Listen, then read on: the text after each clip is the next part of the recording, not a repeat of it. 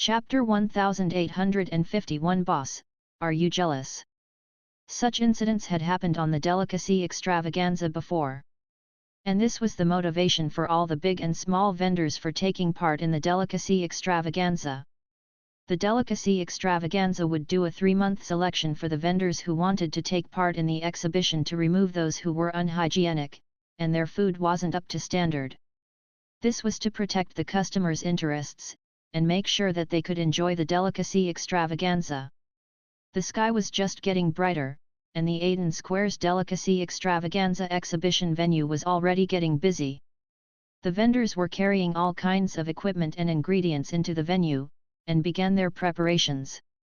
The bosses were instructing their employees loudly to place the stuff neatly so they could give the customers a great experience when the exhibition hall opened. "Boss, whose booth is that? It has such a great location and space, yet nobody is here to set it up until now. Can't you see that huge signboard? Mamie Restaurant. I heard the president of the Food Association went to invite him personally, and even did a promotion for him at all the entrances. I think it's nothing great. Boss, are you jealous? F***ck, I'm jealous." The Mamie Restaurant's booth was located at the exhibition hall's biggest entrance. It had the delicacy extravaganza's largest human traffic, and the exhibition's activity stage was close to it. Apparently, there would be a few different shows every single day. If this booth could be rented with money, many bosses would be willing to pay a high price for it. However, as the facade of the delicacy extravaganza, the vendor of this booth was usually designated by the Food Association. It had always been the Dukas Restaurant for the past few years. Today, it became the Mamie Restaurant, and the Dukas Restaurant's booth was shifted one position back. To the food and beverages operators, this change was foreseeable. Although the Mamie Restaurant had only been open for half a year, it was already a norm for it to dominate the Aden Square food competition's delicious cuisine rankings and grace many gourmet magazines. Many chowhounds came just to try its dishes. Such a restaurant was unimaginable in Chaos City before. Those vendors who were initially unconvinced all shut up after they went to try out Mamie Restaurant personally. Some of them even became supporters of Mamie Restaurant. Although they were jealous, the majority of the vendors were convinced about the matter that the Food Association placed Mamie Restaurant in the center position. Furthermore, many vendors who were situated nearby began to hope to catch some customers from Mamie Restaurant's booth. Alva, the manager of Dukas Restaurant, stared at the two empty booths with clenched teeth, and said, "No, I can't take this lying down. It's fine that they switched us out from our usual position, but why were they given 2 booths? Our Dukas Restaurant is an old restaurant in Chaos City, and we have been well known in Chaos City for all these years. Robert isn't saving any face for us by doing this." The employees in charge of the ingredient preparation looked at one another in silence. The chef, Beat, was standing next to the roasting oven, adjusting the angle and position of the oven seriously. Alva went to Beat, and asked in a low voice, "Beat, how confident are you about beating him with your new roast pig's flavor?" Beat looked at him, and thought for a moment before replying, 50%. So low? Alva furrowed his brows. Ever since the rise of Mamie Restaurant, the Dukas Restaurant had fallen off the top spot of Chaos City's food and beverages industry. Initially, he also wanted to increase their menu's prices after seeing Mamie Restaurant's steep price, but it only caused them to lose their regular customers. Many of them switched to Mamie Restaurant. Although he managed to lower their prices in time to keep a portion of their customers, Dukas Restaurant was no longer the synonym for high-end restaurant in their customers' hearts. Instead, it became the choice when they couldn't line up at Mamie Restaurant, or when their gathering wasn't suited to be held at Mamie Restaurant, as it had a smaller space. This was unacceptable for the proud Alva. He wanted the Dukas Restaurant to be the people's top choice, and not a replacement. Fortunately, after Beat was defeated by Mag, he went to try out new recipes, and finally came up with a brand new roast pig. He asked Beat to continue improving the new roast pig products so they could impress and shine at the delicacy extravaganza. The Dukas restaurant's booth was next to the Mamie restaurant's booth, so they were almost competing side by side. He already couldn't wait to wipe away their previous humiliation. Chef Mag has great culinary skills, so it isn't an easy feat to defeat him. Beat threw a glance at the empty booth. A confident gleam appeared in his eyes. But, I am very confident with our roast pig this time. All right, I believe you. Alva nodded, and didn't say anything more. Mag still woke up at 6 a.m. as usual. He made an individual breakfast for Irina first before eating breakfast with Mia and the ladies after they arrived. He also briefed them about their work plans today. Firis was in charge of the ingredient preparation, and Yabimiya was in charge of receiving the customers and packing the food, while Shirley and Anna were in charge of receiving payment. Gina, Jane, and Angela were in charge of the octopus tentacle booth on the other side. Bablaya hadn't returned yet, while Camilla and Elizabeth applied for a leave. However, the manpower was still ample now. Mag stood up, and said to all of them, "The number of customers that we serve today might be many times our usual number of customers, but we only need to do 4 dishes today, and we don't need to serve and clear the tables. Let's go! Let's go!" all the ladies shouted with a smile too.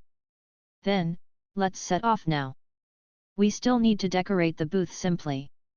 Mag opened the door, and used 2 big trolleys to load up all the kitchenware, the octopus tentacles, and 2 standing advertising boards.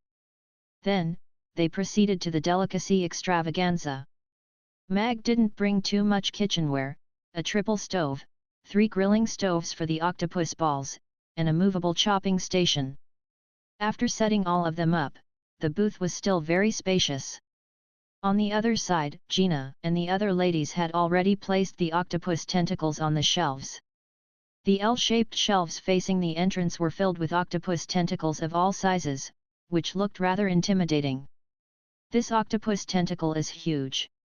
That octopus must be huge too, right?" Jane whispered as she struggled to put a giant octopus tentacle almost 50 kilograms heavy onto the counter. "Don't you come from the seaside? Have you ever seen a live octopus before?" Yabimiya asked curiously as she helped to display the octopus tentacles. "I've only seen them in the size of a palm. I've never seen such a big one before." Jane shook her head, looked at the octopus tentacle that was as thick as her waist, and stuck out her little tongue. "I will definitely be eaten by it if I ever meet it." Chapter 1852 You are really a business genius. Their bosses looked at their own rugged staff with a twisted expression, and said, they are just so-so." "Boss, you are jealous again. Shut up. I'll fire you if you talk nonsense again, and change to pretty girls." "Calm down, boss. With my pay, you can only get a woman who looks like me even if you fire me. Maybe I am even a better worker. I want to go and work at Mamie Restaurant." A young male staff member in the next booth looked at the Mamie Restaurant's booth expectantly. "Wake up. They only employ pretty girls and maidens. You are neither pretty nor qualified," his colleague said hurtfully. "Maybe I could still try it out." That young man still tried to persevere. "Just go and try. There are some things you need to try before you know if you can or can't." His colleague nodded. "You like pretty girls?" A sinister voice came from behind them. The 2 staff members paled at the same, and they turned around with a sullen look. "I'm only thinking about it." The little worker smiled embarrassedly. "Boss, I didn't think about anything." The other worker quickly extricated himself from this sticky situation. "Then go and do your job properly if you are not thinking about it." The boss with golden teeth hugged the tall and lanky worker, and walked to the side. "Be boss, I'm not thinking about it now." The worker had a smile that was uglier than a crying face. "No, you've got to think about it. Which man doesn't like pretty girls? I like them too." The boss had an increasingly bright smile. The worker continued to smile bitterly. The boss brought the young worker to one side, and whispered to him, "I know you have a talent for cooking, and the chef said you can be groomed. You are different from the other blockheads. I'm giving you a task right now. I'll promote you and give you a raise if you complete it. I'll make sure that you can find yourself a pretty girl in the future. The worker threw a glance at his boss. He thought he was going to be fired, but the boss didn't scold him. Instead, he even wanted to promote him and give him a raise. He didn't quite believe it. The boss saw through his doubts. He patted his shoulders, and said, "You don't believe it? If you complete this task for me, you will be in charge of half of the kitchen, and enjoy equal status with your master in the future." Really? The worker's eyes lit up. He had suffered quite a bit learning from his master all these years. He was scolded and beaten at his master's whim.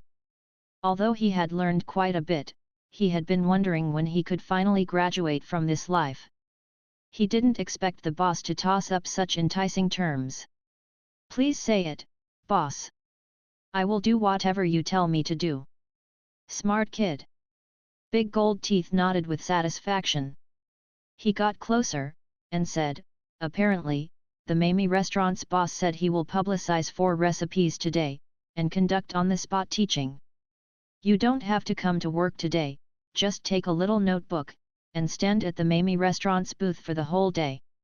As long as you can learn 60% of those 4 dishes, you will be the second in command of the kitchen tomorrow. I promise to complete this mission." The worker's eyes lit up, and he nodded excitedly before he started to walk to Mamie restaurant's booth. "Wait a section." Big Gold Teeth quickly stopped him. He rolled his eyes, and said, "There are no customers now, and you are going to walk over in your uniform. Isn't it obvious that you are going over there to copy him?" The worker looked down at his uniform, and then scratched his head embarrassedly. "I was too excited, so I didn't notice. Go back and change first. Take this money, and buy a few products to try it out later. Learn carefully. Get lost if you can't get the taste right."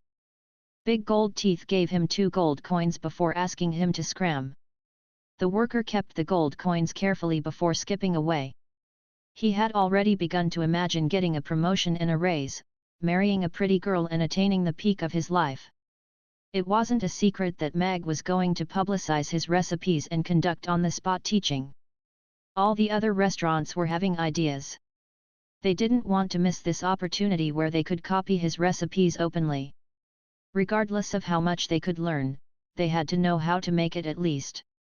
"What is that booth displaying? They are so densely packed and look scary. Looks like octopus tentacles. I heard that the new products released by Boss Mag 2 days ago were using octopus tentacle as the main ingredient." The response is rather positive. Then, what does he intend to do by displaying the ingredient in a booth alone? Selling the ingredient directly. The booth that was filled with octopus tentacles attracted a lot of attention. Yabimiya looked at the price tag that she was about to put up, and softly asked, "Boss, is this octopus tentacle too cheap? The seafood that we rarely come across in the market usually costs hundreds of copper coins for one helping. Our objective is not to earn money, but to let more people enjoy delicious food. The price of 50 copper coins could let more people from the low-income bracket enjoy it occasionally," Mag said with a smile. "Boss is so awesome. My perspective is way inferior to his." Yabimiya looked at Mag with admiration gleaming in her eyes. She soon put up the banner. The shocking trial price for Little SYS Seafood Shop's freshly frozen octopus tentacle, 50 copper coins for 500 grams. Everyone is limited to 500 grams or 1 piece. Please proceed to the Little SYS Seafood Shop at the Aiden's Market's entrance if you want to purchase more. Yes. It was such a blatant direction of sales. He was doing S at the best position in the Delicacy Extravaganza's exhibition hall, and conducting on-the-spot cooking lessons.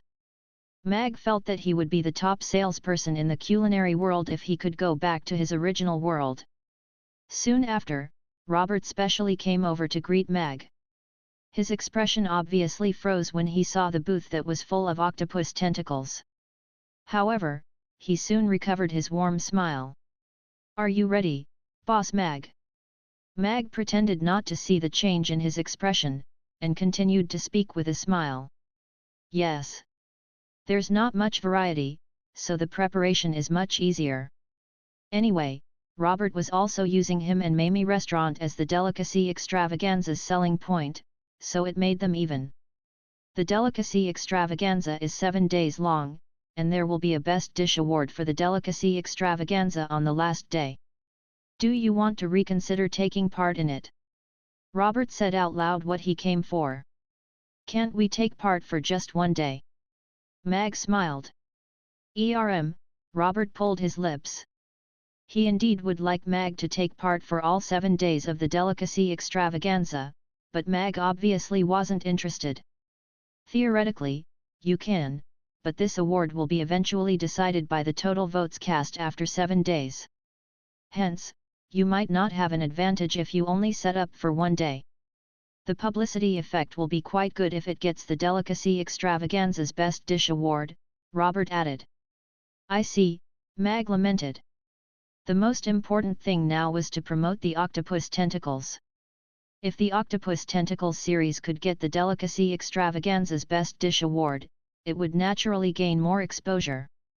In this case, I will keep this Octopus Tentacle booth running from tomorrow onwards too, and then put a photo stone here that plays my cooking's tutorials.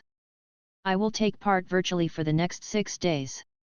Mag smiled and suggested a solution that solved both their problems. Robert was stunned for a moment before he put up his thumb, and said, You are really a business genius. Of course, this thinking was too idealized, and belittled the other vendors. Although Robert was a little hesitant, eventually he agreed to Mag's plan of taking part in the delicacy extravaganza for the next 6 days virtually.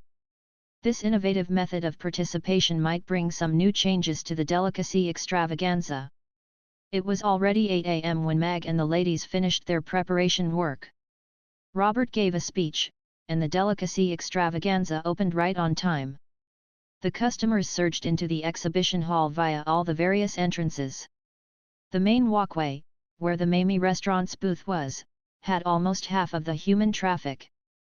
Whoa, it's Mamie restaurant. Is that the very famous Mamie restaurant? What are these scary-looking tentacles? Why do they take up the best position? 40 copper coins for a helping of octopus balls, 50 copper coins for a helping of octopus sashimi, 100 copper coins for a helping of stir-fried octopus tentacles, 100 copper coins for a helping of stir-fried octopus in XO sauce 1. Is this boss crazy for money? Look! The boss of Mamie restaurant is going to publicize his recipes and conduct on-the-spot teaching. No way, I'm gonna stay here all day. It's rare to have a chance to learn cooking from a top chef. These maidens are all so pretty, slurp. Mamie restaurant's eye-catching display unit and beautiful service staff quickly attracted the attention of the customers who entered the exhibition hall. It even caused the walkway to be blocked at one point. Fortunately, the walkway was wide enough, and the Food Association staff members helped to ease the traffic, and they managed to make the traffic flow again. Robert couldn't help but lament as he looked at the Mamie restaurant's booth. Mamie restaurant is indeed a famous brand. It's swamped as soon as the delicacy extravaganza opens. This is the first ever in the delicacy extravaganza's history. Mag was also a little shocked by the enthusiastic customers. Thousands of customers swamped the booth as soon as the exhibition opened. Some of them might have heard of Mamie restaurant, while others were simply curious, and had a herd mentality. Today will be a tough battle. Everyone, please be mentally prepared, Mag reminded the ladies while turning on the 6 stoves to preheat the woks. Harrison squeezed to the very front of the crowd with his impressive tonnage, and smilingly ordered, Boss Mag, I want 2 helpings of octopus balls, 1 helping of octopus tentacle sashimi, 1 helping of stir-fried octopus tentacles, and 1 helping of stir-fried octopus in XO sauce. Do they come with rice? Yes. Today's stir-fried dishes will come with a bowl of complimentary rice. Mag nodded. Hee hee. This is such a great benefit. Harrison smiled brightly. He was extremely happy. The customers around him all looked at him with suspicion. Wasn't the rice always complimentary? Why did this fatty laugh so happily when he heard that the rice was complimentary? Perhaps he was an idiot? Or, a shill? I want one helping of octopus balls. I want a helping of octopus balls too. Mama, Mama, I want to eat those cute little balls too. After Harrison started the ball rolling for Mag, the customers behind him also began to place their orders. The high-definition pictures of the 4 dishes were put up above the booth, and they could be seen from afar. The cheap and adorable octopus balls became the dish that everyone tried out first. Yabimiya felt overwhelmed when she looked at those customers who were all squeezing together, and placing their orders with a hand in the air. How was she going to take their orders? Mag noticed that problem too. After all, these were not the Mamie restaurant's regular customers. They hadn't been baptized by the rules of lining up. Although it looked lively when the customers all squeezed together, it was a headache for the vendors and some of the weak and frail customers. Mag turned off the fire, and calmly said, "Take out the rules board and hang it up. Let's set the rules first before doing our business." "Yes." Yabimiya's eyes lit up. Then, she brought out a standing sign, and hung it in front of the booth. Everyone looked over when they saw Mag turn off the fire and bring out a standing sign. They saw the sign read, "Please line up for purchase with a 50 cm distance from the person in front of you. First come, first serve. Those who break the rules will not be entertained. Onlookers, please stand beyond the lining up area." They were the first on the delicacy extravaganza to set up rules for the customers. The onlookers were even banned from getting too close. It caused an uproar instantly. This boss is quite arrogant. He actually sets up rules for his customers, and refuses service to those who break them. He really thinks very highly of himself. Isn't it so? The most important aspect of the delicacy extravaganza is its liveliness. This boss actually dares to chase his customers out just because he has a good spot. He really doesn't know how to do business. What's that to see? I will go somewhere else. Doesn't the roast pig from the Dukas restaurant next door smell good too? Immediately, many customers who were there for fun scolded Mag as they left. The surrounding people were reduced by half instantly. Tisk! He's still too young. How can he chase his customers away? This boss doesn't look like he knows how to run a business. Alva from the Dukas restaurant's booth next door began to smile. Any experienced boss wouldn't have done such an unfriendly thing. All the bosses from the various booths were also looking at Mag with a mocking look. They had been worried that they would be crushed by Mamie Restaurant, but the Mamie Restaurant's boss didn't look too smart now. Mag looked at the customers who remained behind, and curled his lips. He could see that many of them were housewives, and they were the ones who were the most likely to buy the octopus tentacles to bring home and the most enthusiastic to learn. They were his best target audience. They didn't have any advantage with their size and strength when it came to watching a show for fun. Thus, the rules of lining up would give them a comfortable space to wait for their food and learn. Hence, it made them like Mag more. As for those who were just there for fun, he didn't care about them. They were just there to watch a good show no matter how many of them were there. Judging from the chain of consumer value, their value was equal to 0.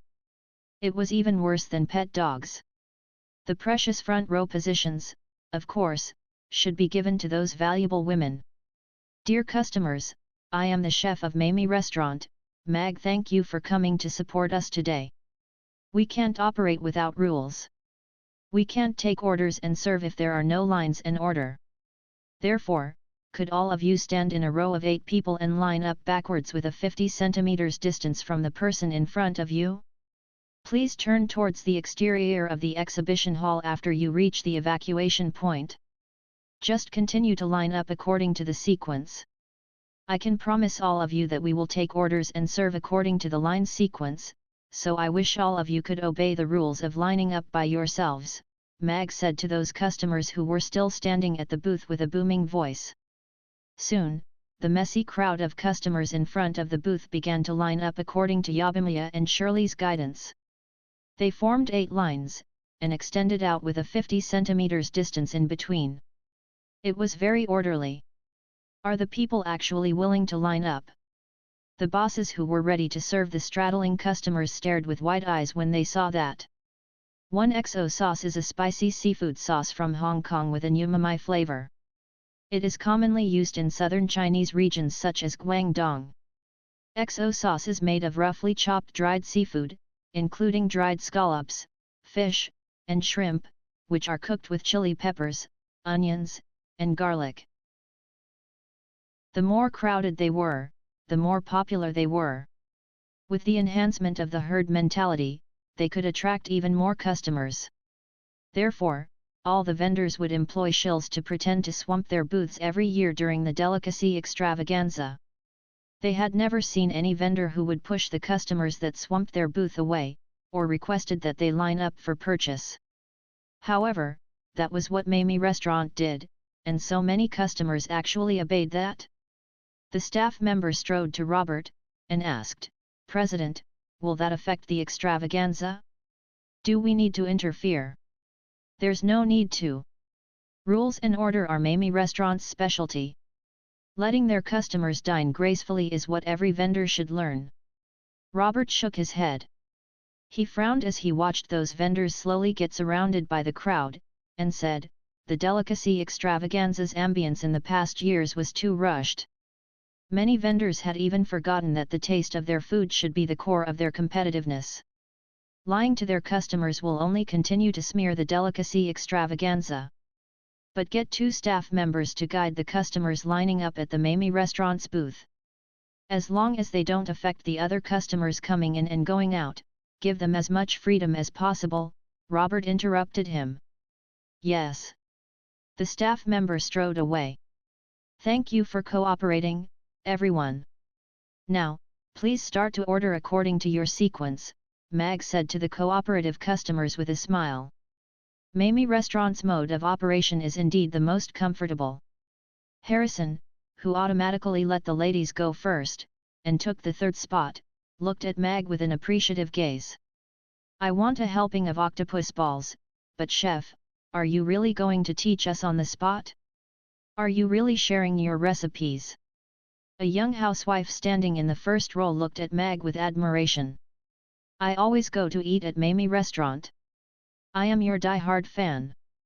The ladies in the lines began to have an expression of great interest. Even those who had never been to Mamie Restaurant had heard about this restaurant. If they could learn a high-end dish with this chef, they would have a skill that they could show off in front of their friends and conquer their hubbies' stomachs. "Yes. I will publicize 4 recipes today and conduct on-the-spot teaching." Mag nodded. He remembered this regular customer. Mag snapped his fingers, and a giant virtual screen appeared over the Mamie Restaurant's booth. It was broadcasting the happenings in the booth live. This was a technique that was frequently used at event locations of big competitions. They combined the photo stone with a small magic spell formation to achieve the effect of live broadcast. Unfortunately, it could only be transmitted within a short distance as it was restricted by the size of the magic spell formation. "Whoa! This boss is too hardcore. He's so considerate. He's afraid that we will fail to learn." The customers at the back of the line, who were worried that they couldn't see Mag cook properly, couldn't help cheering. "I want a small helping of octopus balls." 1 helping of octopus balls. The customers placed their orders according to their sequence.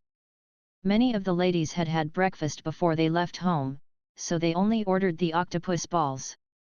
Customers like Harrison, who ordered every dish and extra rice, were usually males or the restaurant's regular customers who came to eat breakfast specially. "I will only be cooking 4 dishes with octopus as the main ingredient today. The first dish is the octopus balls. The ingredients needed are onions, cabbage, red pepper, octopus tentacle." Mag used a magical loudspeaker device. Although it wasn't very loud, it was loud enough for those customers who were watching the giant screen to hear. He began the tutorial. The vegetables were finely minced by the cleaver. Although Mag had slowed down to let the audience see clearly, his superb cutting skills still amazed those housewives. After cutting the vegetables, Mag started to teach them how to mix the octopus balls batter. From the choice of flour to the ratio of egg and water, he explained all of them in detail. He operated as he explained, so it was simple and easy to understand. All the ingredients for the octopus balls are ready, so now we will start to make the octopus balls.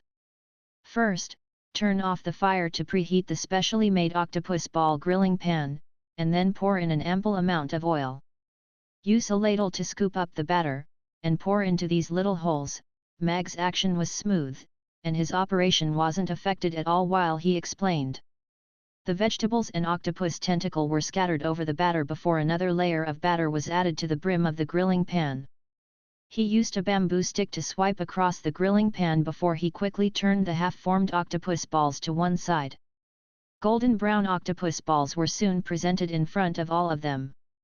Not only did the customers lining up enjoyed it, those customers who had just entered also couldn't help slowing down to watch it. Even those customers at the other booths also turned to look at that giant screen. Mag was just like a swordsman with a cleaver, displaying his superb and intricate techniques on that grilling pan. The super giant screen made him the only main character. The golden balls began to give up a mesmerizing scent. The little balls are so cute. Slurp. I didn't expect cooking to be so mesmerizing too. This chef is really too handsome. He's handsome, a fantastic cook, and he speaks so gently. He fulfilled all my requirements for a spouse. I think that I can make these octopus balls exactly as long as I have that grilling pan. Some of them couldn't help gulping over the octopus balls, while some couldn't help gulping over Mag. The lines in front of the booth grew silently. After the octopus balls have turned golden brown, and you can feel the surface is a little hard with the bamboo stick, you can pick them up, and put them on the plate. These octopus balls will then be considered a success. Mag put 4 octopus balls into a small wooden box, and passed it personally to the first customer who ordered it. He smilingly reminded her, "It's hot. Please be careful when you eat it." "Thank you." The young housewife blushed, and gingerly received the little balls. Even her husband hadn't talked to her so gently for a long time. I think this chef is very formidable, but his actions are slow. He's just so-so. That's right. I feel I can do it too. The customers watching began to comment spitefully. In order to demonstrate to the customers in detail, Mag only made 1 pan of octopus balls for the first round. After plating them, Mag let Yabimiya give them to the customers. "Now we will revise it again," Mag said as he turned on 3 stoves, and then casually poured a big ladle of batter over the grilling pan. 1. Chapter 1855. Perhaps it's coming soon. The crowd descended into silence. The audience began to look at him differently. It was still that ladle. It was still a ladle of cabbage, a ladle of red pepper, a ladle of corn, a ladle of octopus tentacle. The audience's eyes began to widen gradually as they watched the ingredients scattered over the batter evenly. Whoosh, whoosh, whoosh. All of them could only see a faint shadow when the bamboo stick swiped across the grilling pan, and the octopus balls were already flipped to the other side. It seemed like the octopus balls had grown on the grilling pan in the blink of an eye. The bamboo stick shook gently. The octopus balls flew across the air in a line, and landed gently in the little wooden box. Mag sprinkled the seaweed powder, and squeezed the ketchup and mayonnaise over them before adding the shredded seaweed and bonito flakes. He only took less than half of the time used in the first round to complete 3 grilling pans of octopus balls from the very start to plating them. "Isn't this very simple?" Mag smiled. After a moment of silence, a round of enthusiastic applause broke out. "It's really a skill. He should be rewarded. This. I can't even follow with my brain. Are those flakes he scattered on the very top alive?" Why are they moving? This boss is so suave. He has completely turned around the image of a greasy chef in my heart. Everyone was looking at Meg with a different gaze. Little stars of adoration began to appear in many ladies' eyes. Meanwhile, those customers who were initially watching for fun began to join the lines. They wanted to try the skills of this boss who cooked so entertainingly. Mag successfully attracted a lot of attention with his superb culinary skills and live broadcast on the giant screen. Oh! This octopus ball is so delicious. Yes. It's crispy on the outside while tender on the inside. It's fresh and aromatic. It's simply amazing. Who? It's a little hot. Gotta eat it slowly. The customers who received the octopus balls in the first round already started eating. Their reviews were smashing. As the aroma of the octopus balls slowly spread out, the customers who were looking over began to gulp. I am done explaining the octopus balls. However, although the octopus balls are delicious, it's a slightly more professional dish to make as it needs special custom-made grilling pans. It's more suitable to be a snack that is sold on the streets. Both children and adults will love it, Mag explained with a smile as he pointed out a clear path for those people who were looking to start a street food project. This dish was never a home-cooked dish. Its preparation was complex, and it needed many ingredients. Besides, most people wouldn't eat it as a meal. It wasn't sufficient to eat a big helping after being busy for a day. It was more of a fun thing to do at home when one was free. However, as a street food, it would crush that sweet pancake countless times. He hoped that the octopus ball could find its existence in the streets of Chaos City as a street food. Now, let's continue to learn the next dish, stir-fried octopus tentacles. This dish is more homely, and it's quick and simple. After learning it, you will have one more main dish on your dining table at home, and it will definitely outshine your friends.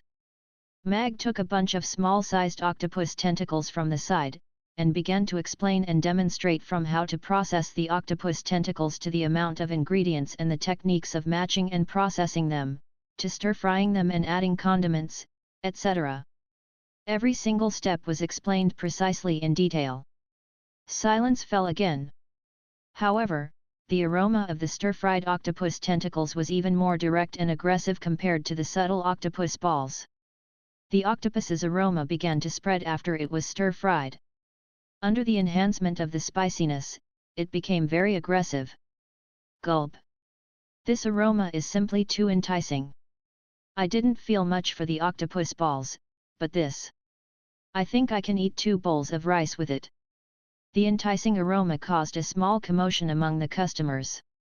The lines in front of the booth suddenly grew longer, and there were still customers going to the back to join the lines. Meanwhile, those housewives began to stare at Mag's actions intensely like a hawk as they tried to remember every move and sentence in their hearts. Some even took out a photo stone to make records. With the enticing aroma, neat lines, and attention-attracting gigantic screen, Mamie Restaurant became the most popular booth during the delicacy extravaganza's opening. This is a helping of stir-fried octopus tentacles. Isn't it very simple? Mag plated the octopus tentacles on 3 plates, and smiled at everyone. I suggest that all of you buy some octopus tentacles at the seafood shop's booth next door to try it out at home. I believe you all can make a scrumptious dish that will surprise even yourself. Remember, when buying octopus tentacles, your first choice is definitely Little SYS Seafood Shop. Rodu today was as lively as usual. The Magic Caster Tournament, which happened once every 3 years, had already produced the top 32 yesterday. The finals to decide the rankings of these 32 contestants and select the champion would be held today. This qualifying competition was naturally the most exciting. Almost all of Rodu's aristocrats came. The front row seats were the most expensive, and yet they were still very hard to get. Almost the entire city was discussing the Magic Caster Tournament. The most talked about was naturally Krasu's 4-year-old disciple, who challenged the Magus Tower's advanced magic casters, and won 8 competition rounds in a row. Little Magic Caster Amy. Master Krasu was the Roth Empire's most famous magic caster. Under his limelight, his disciple was still so formidable that it was unbelievable. This was one of the important reasons that the Magic Caster Tournament's scalp tickets price suddenly increased yesterday. Many people wanted to see this little magic caster showing off her skills at the Magic Caster Tournament with their own eyes. Perhaps they could witness history in the making, and gain another right to boast in the future. Apart from Amy, who was shining in the Magic Caster category, there was also another contestant who was also being noticed in the youth category. Due to his mature looks, Kassadin was labeled as a children's bully. Everyone began to research him, trying to find evidence to prove that he didn't belong to the youth category, and then pin him onto the wall of shame. He was really in a pathetic state. "Master, do you have requests for me in today's competition?" Amy asked Krasu while munching on a piece of bread. "I don't have anything to ask of little Amy. Just go and have fun. You can fight with whatever style you like. Do your best. You don't have to worry about your opponents, since there's a judge to watch over them." Krasu chuckled. He didn't restrict Amy from using ice magic. "All right." Amy nodded. "In this case, then I'm really just going to have fun." Krasu looked at Amy, and asked, "Oh yes. Amy, do you feel like you are going to advance soon?" "Advance? What advance?" Amy didn't quite understand. "Becoming an advanced magic caster." Amy tilted her head, and thought before she shook her head, and said, "I'm not very sure. I feel that I am going to advance at any time, but something's still missing. Perhaps it's coming soon." Chapter 1856. This child grew up so impatiently. Josh was dressed in a magician robe, and had a smile on his face. He was still that kind and gentle second prince in the eyes of the people. On top of that, Josh was also the disciple of Richard, the president of the Magus Tower. This was the best time for him to don the magician robe. Krasu glanced at Josh, and was shocked. That day, Alex sliced off one of his ears, and gave him a death notice. However, right now, other than just looking a little thinner, Josh actually looked rather good mentally. Below the stage, the 32 Magic Caster category contestants and 32 Youth category contestants stood on either side of the stage. Standing right in the front in the Magic Caster category row was a tiny Amy. The contrast between her and the big and tall Weston, who was standing right in front in the Youth category row, was very glaring. It would look a little better if the two of them were to switch positions. Kassadin had long heard all the discussions. His face was red with embarrassment. If it were not because Elder Brent kept promising to take him in as his disciple, and give him more resources when he entered the Magus Tower, he would definitely not have appeared. He glanced at Amy, and clenched his teeth. If it were not for her, he would not have appeared here again. He was supposed to be the one standing in that position, getting all the looks of admiration from everyone. He should not be standing here and be questioned for bullying children. How hateful! Amy happened to turn to look towards the Youth category row, and saw Kassadin. She could not help but exclaim to herself, "This child grew up so impatiently." The scene on the screen happened to switch to the contestants. Amy was looking up slightly and saw, to her shock, Kassadin being projected on the screen. Amy, who was standing among the adults, and Kassadin, who was standing among the children, coupled with Amy's shocked expression. After a moment of silence, a roar of laughter erupted. The contestants all heard Amy's words, and were trying very hard to control their expressions. They could not laugh too hard at such a solemn and important event. Kassadin's face turned black. He was dying to crawl into a hole and disappear. Our contestants managed to emerge victorious in yesterday's competition. Today, we will be moving on with the Magic Caster Tournament's top 32 ranking matches, and finally decide the rankings for the champion and top 32 for this year's Magic Caster Tournament. Now, could all the contestants get ready? The draw for the top 32 battles will start soon. The rules are as they were yesterday. The last 16 contestants will be picking the numbers. The MC interrupted the roar of laughter, and announced the drawing for the first match of the day. The ball of numbers exploded, and the flying number tags were caught by the contestants. The dual name list was quickly reflected on the screen. Other than Amy, the disciple of the Magus Tower president, Jasper, had also received a lot of attention as he was the hot favorite to win for this year's Magic Caster tournament. On top of that, there was also Jeremy, the pro of lightning magic, who had made it into the top 32 for 3 consecutive years, and even reached the 8th spot in the previous tournament. However, he decided to take part in the Magic Caster tournament once again as he was not hired by the Magus Tower as a teacher. It was very apparent that for Jeremy, who was at the peak of the 7th tier, his goal was the championship. Jeremy was born as an ordinary person, and did not have a background with the Magus Tower or a family of magic casters. He worked his way up to his current spot step by step based on his hard work and the opportunities he got on the way. Therefore, he was very popular among ordinary people. There were also a few other magic casters at the peak of the 7th tier who were also thought to be hot favorites for the champion title. Everyone's expectations of who would clinch the championship were reflected in the number of folds for them getting champion's place. Jasper was at 3.0 folds, and Jeremy was at 3.5 folds. Both of them were hot favorites for the champion spot, so before the top 32 competition even started, their folds were already very low. However, Amy had a 1.0 fold, and that shocked everyone. Although Amy performed very well in yesterday's competition, displaying the strength of close combat magic and her good use of both long-range offensive magic and close combat magic, she was still a child, after all. On top of that, according to the analysis of the magic casters, she had yet to even break through the 7th tier. The moment she was lined up with powerful magic casters like Jeremy and Jasper, she would have no chance of winning. As for why her folds were so low, it was because someone had placed a 20 million copper coin bet on her becoming the champion during the top 64 battle yesterday, even before she entered the top 32. Therefore, her folds dropped straight from 100 to 1. Although Amy's chances of winning were slim, according to the staff from the casino, if she really won the championship, not only would the magic casters from the Magus Tower not profit from the bets, they would even lose all the money they'd earned from the tickets. Am I lucky or unlucky? McKinley looked at the number 0 in his hand as he fretted. He was probably very lucky not to have picked Jeremy or Jasper in his first battle, but picking Amy was a headache as well.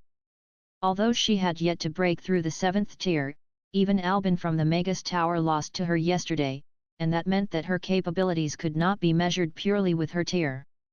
McKinley knew very well how strong Albin was as someone with a family of magic casters.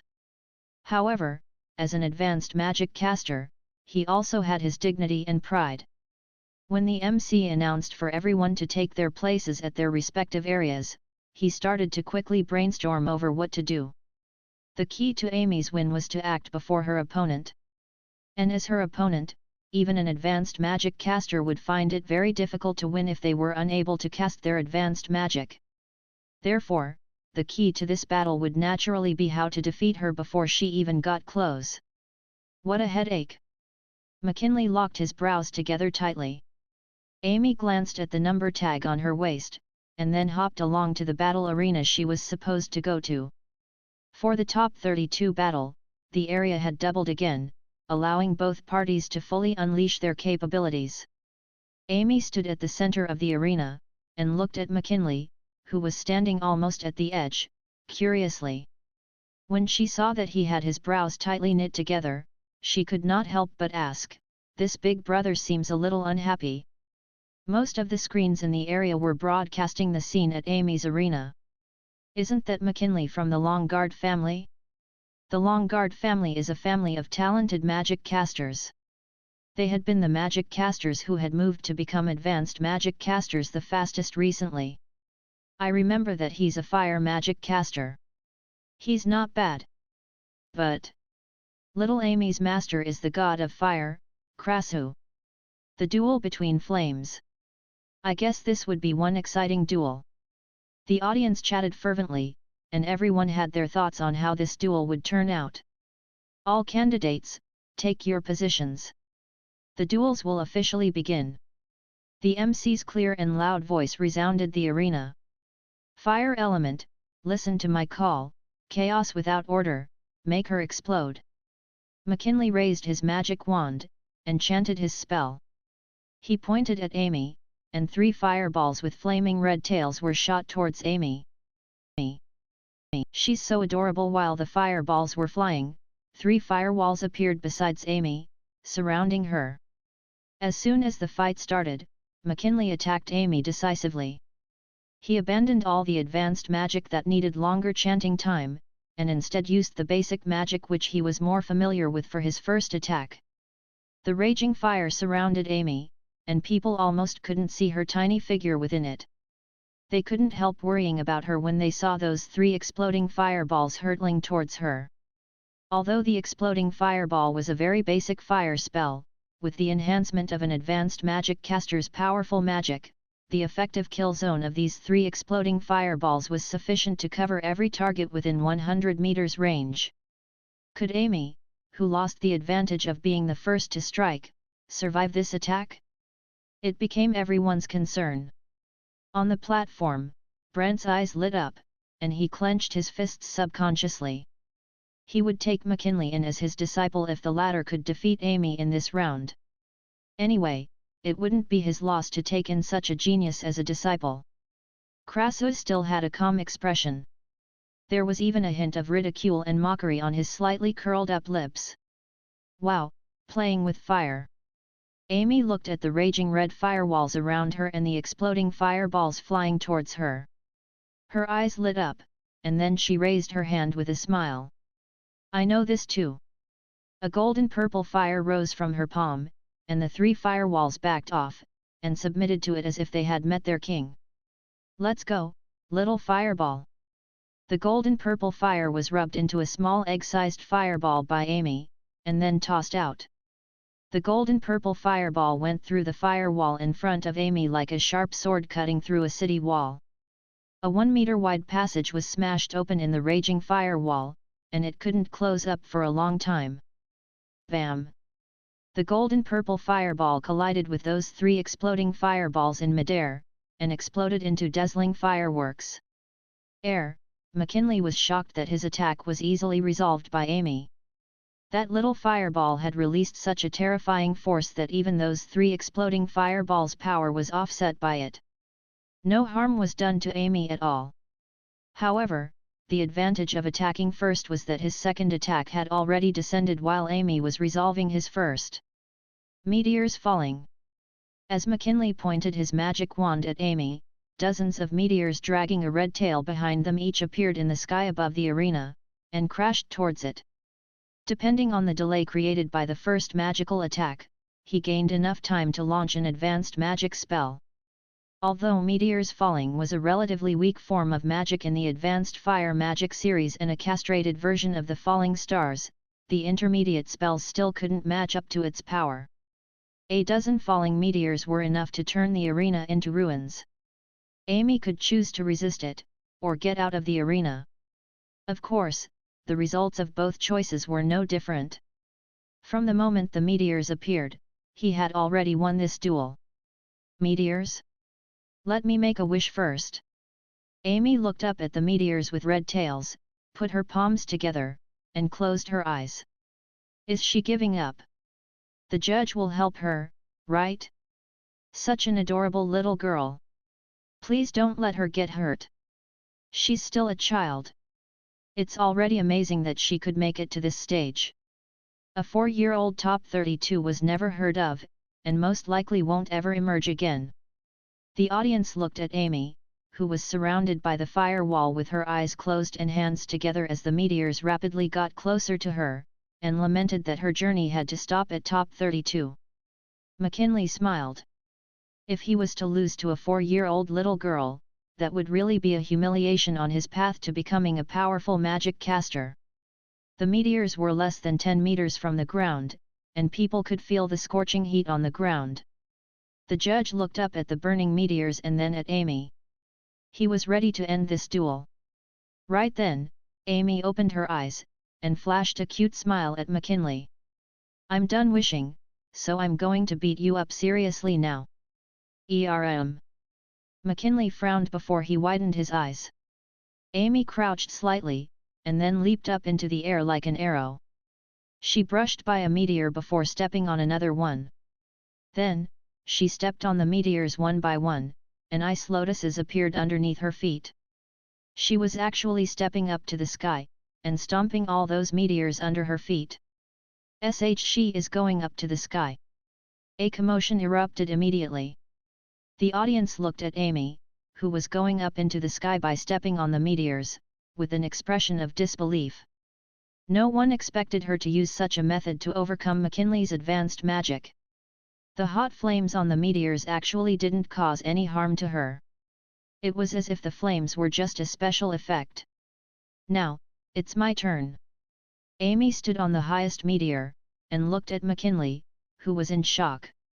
She raised her magic caster's staff, and then swung hard towards the meteor under her feet. Bam! The gigantic meteor became just like a fiery baseball, and the speed of its descent suddenly increased by a few times. It instantly overtook the other meteors, and crashed towards McKinley. I admit boom! Vroom! A series of loud sounds buried McKinley's voice. The meteors landed on the arena, and created a series of loud sounds. The ground that was enhanced by magic trembled slightly, and the shattered rocks hit the magic shield. Dust swirled around. The audience were silent, and they stared at the dust that slowly settled on the screen with wide eyes. They saw McKinley had fallen to the ground beyond the arena with a pale face, and was shielded by the judge. He was in a sorry state. Then, they saw Amy standing on her wind fire wheels in midair in the middle of the arena. The breeze was blowing on her cape, and there wasn't a hint of dust on her. Dozens of craters appeared on the ground. A giant 3-meter-deep crater appeared on the ground where McKinley had been standing earlier. That is too suave. Are the magic casters nowadays getting more violent than the knights? Fierce and cute, fierce and cute. She's so adorable. After a moment of silence, a round of enthusiastic applause broke out. They had once again witnessed an incredible fight. McKinley attacked first, and even released an advanced magic spell. In the end, he was defeated by his own magic, which was really dramatic. McKinley looked at that deep crater and gulped. If the judge hadn't thrown him out of the arena in time earlier, they would have been picking up pieces of his body now. Although fire is fun, don't get carried away, big brother, Amy said to McKinley smilingly. Andrei looked at Krasu, and marveled, this disciple of yours is extremely talented. Her combat awareness and adaptability to changes are tip-top. Krasu, you have gotten yourself a treasure. All the magic casters from the Magus Tower had different expressions. All of them had seen Amy's talents, and she had only learned magic for 6 months. If she had practiced for 2.5 years. They didn't dare to imagine it. Actually, Amy is just more hard-working than the other children. Krasu chuckled. Everyone rolled their eyes.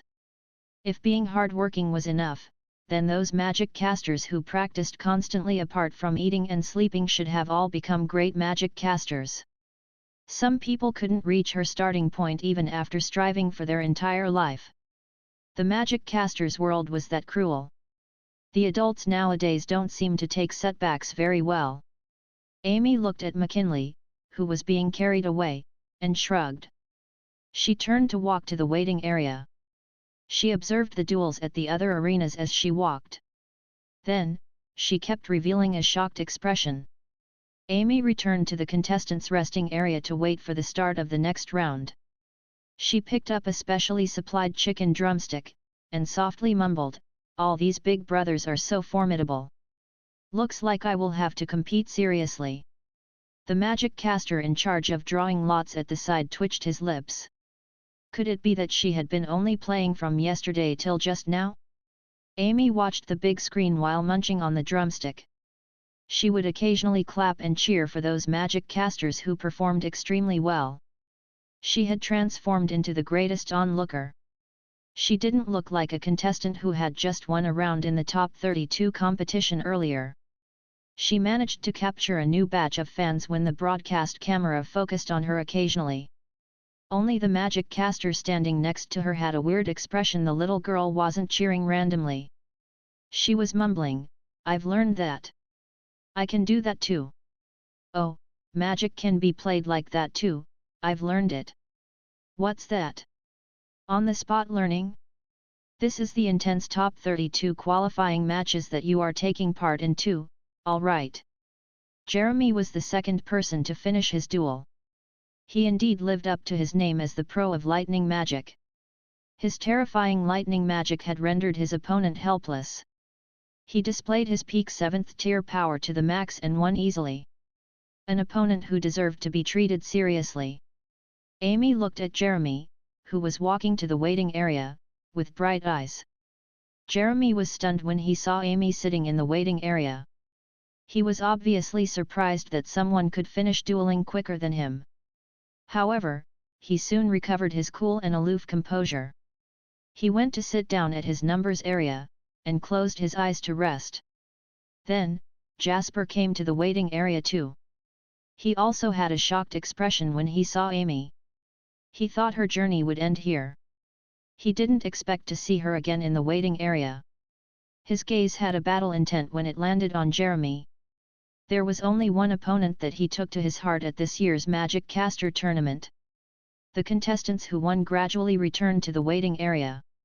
They immediately sat down, and started to cultivate to regain their magical power. The next round would start as soon as the last contestant finished dueling. Not every contestant was like Amy, Jasper, and Jeremy, who dispatched their respective opponents easily. The contestants who could enter the top 32 had real skills. The threshold almost began at 7th tier. Many magic casters only barely won. They had injuries on their bodies, and their magical power was almost exhausted. That was the cruel part of the Magic Caster tournament. The weaker you were, the worse the continuous competition system was to you, because the powerhouse would have more time to rest, while you would descend into a repeated loop of tough battles. Of course, the reality was even more cruel than this, because there would be no judges to ensure your safety in real life. The last contestant barely defeated his opponent, and stumbled back to the waiting area. The MC declared the start of the top 16 qualifying matches, and began to draw lots. The octopus balls became this year's delicacy extravaganza's first popular item, with their adorable looks and excellent reviews. And Mag's on-the-spot teaching was also very popular. The chef, who was hidden away in the kitchen at the back of the restaurant, was always a little mysterious to the patrons. The recipes were a chef's core competitiveness. Chefs were rarely willing to share them, let alone the master chef's recipes of a high-end restaurant like Mamie Restaurant. Not only did Mag share them publicly, he even conducted on-the-spot teaching. Even those people who knew that they couldn't master them stopped to admire and watch too. The gigantic screen showed Mag's every step in the simple kitchen to all of them. He was just like a master swordsman, moving in between the 3 stoves and 3 octopus ball grilling pans. The simple ingredients were transformed into helpings of scrumptious octopus balls, stir-fried octopus tentacles, and stir-fried octopus in XO sauce. He was so fast that he dazzled the onlookers' eyes. However, he was calm, and did his job with skill and ease. Marvel, adoration, disbelief. Praises for Mag could be seen on the faces of the onlookers. They had never thought that a chef's job wasn't as easy as they thought it was. They, too, could imagine the hard work behind his apparent calmness.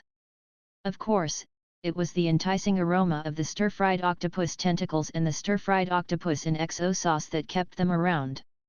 They wanted to see how the aroma was created before they decided to join the long lines.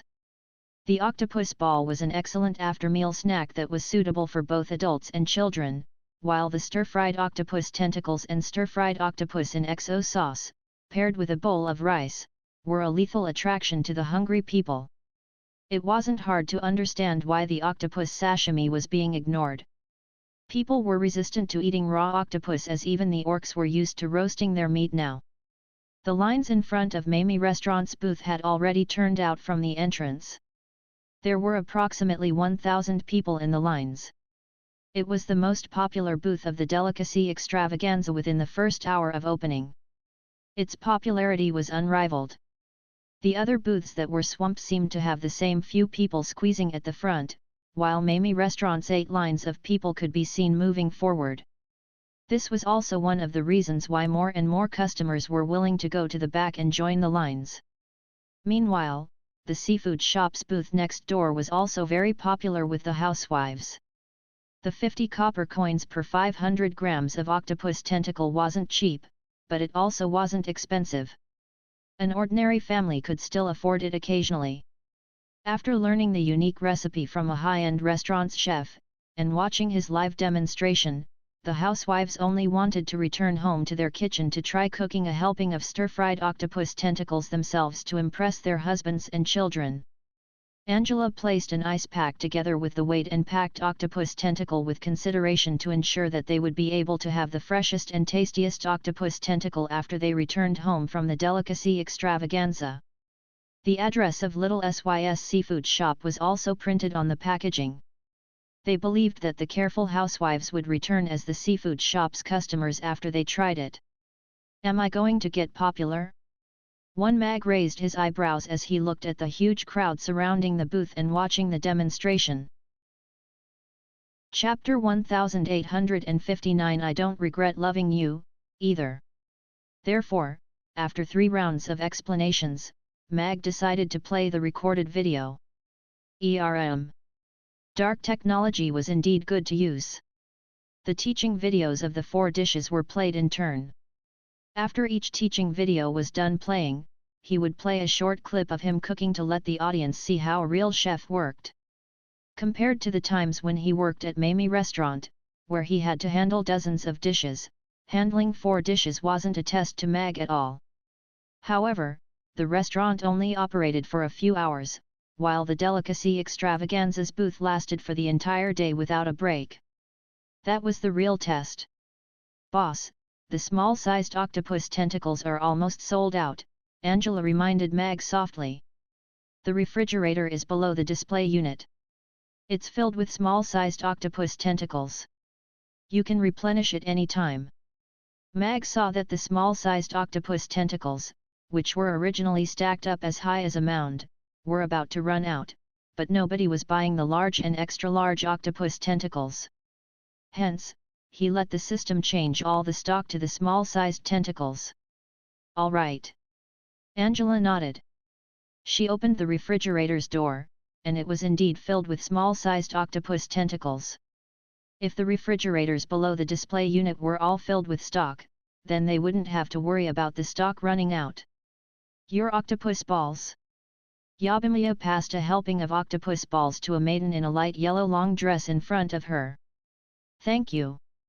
That maiden flipped her loose flowing hair before turning to look at the man standing next to her, and calmly said, "Let's split up after eating this helping of octopus balls." Hey! The man who was still holding a bouquet of flowers was stunned. Hey! Mag also looked up in shock. What were these 2 people doing? The maiden looked intricate and well-dressed. The man was also handsome and well-dressed. However, he had a rather bad case of dark circles. At first glance, they looked rather compatible. You have been good to me all these years. Although you are quite the jerk, I don't regret having loved you before. That maiden looked at the man, who looked increasingly miserable, with a mocking smile. Maggie, you have to believe me. I really do love you. The man covered his heart with his hand. Tears filled his black eyes as he was about to weep. He could really act on a whim. Even Mag couldn't help but slow down to watch and learn his acting skills. Perhaps he would put it to good use one day. The customers who were looking up at the tutorials began to listen in as they detected a good show in the making. You love me, and yet you cheated on me again and again? I have found women's underwear in the crack of our bed. There are so many of them that they could fill every corner of our house. And, they are all of different sizes. The maiden grew increasingly mocking. But that is our home, the bed that I sleep on every night. When did you manage to bring them home? I am so silly. I actually didn't discover anything. Your control of timing really frightens me. The man's expression changed, and a hint of panic and regret flashed across his eyes. The onlookers made various faces. Sigma, A, degree holy moly. Mag looked at that man with a respectful gaze. His time management skill was indeed unparalleled. That maiden interrupted that man, and continued, those are just the tip of the iceberg. You said you liked to exercise and treasured your friendship with your brothers. I'm so silly. I always tried to understand that, and let you have time to exercise with your brothers.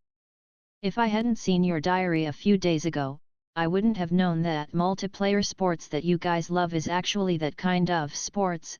The onlookers, equals 3 mag, equals 3. Alright then, I can't force a relationship. I have let you down all these years, Maggie. I don't regret loving you, either. Let's just end this. The man threw the flowers to the ground, and walked away. The maiden looked at the man's retreating back as she held the octopus balls in silence. Everyone was looking at her with pity. It seemed like this maiden had met a jerk. This is my payment. After a while, the maiden turned around, and passed a silver coin to Yabimiya. Miss, you are our number 666 customer today. You're very lucky as you get to eat for free, Mag said with a smile. Yabimiya retracted her hand that she just extended out. Really? The maiden's eyes lit up, and she looked at Mag with surprise. Yes. Seems like you are very lucky today. Mag nodded. The maiden smiled, and then nodded. Yes. I broke off with a jerk, and get to eat the cute and delicious octopus balls for free. It looks like I am indeed very lucky today. Mag smiled, and gently said, cheer up. You deserve someone better. Him. The maiden nodded hard. Thank you, boss. She waved and then turned to leave. Everyone watched that maiden disappear into the crowd. Her light yellow long dress, coupled with her loose flowing hair, made her look like a wilted sunflower that was looking up to the sun again. Then, all the maidens began to look at Mag with an unexplainable gentle gaze. The brisk business of the Mamie restaurant's booth made its surrounding booths look quiet. Even those customers who were squeezing in front of the other booths were looking at that giant screen, or envying the orderly lines. Why are these customers so accommodating to him? This doesn't match their status as the customers at all. Alva in the Dukas restaurant's booth next door looked at the crowd, and clenched his teeth. Beat looked much calmer. He felt complex as he watched Mag teaching carefully on the giant screen. If he hadn't been particularly convinced when he had lost to Mag the first time, he had fully grasped the difference between him and Mag now as he watched Mag share his recipes publicly and teach on the spot without holding back. Were these 4 dishes casually thought out to entertain the audience, create a hype, and attract attention?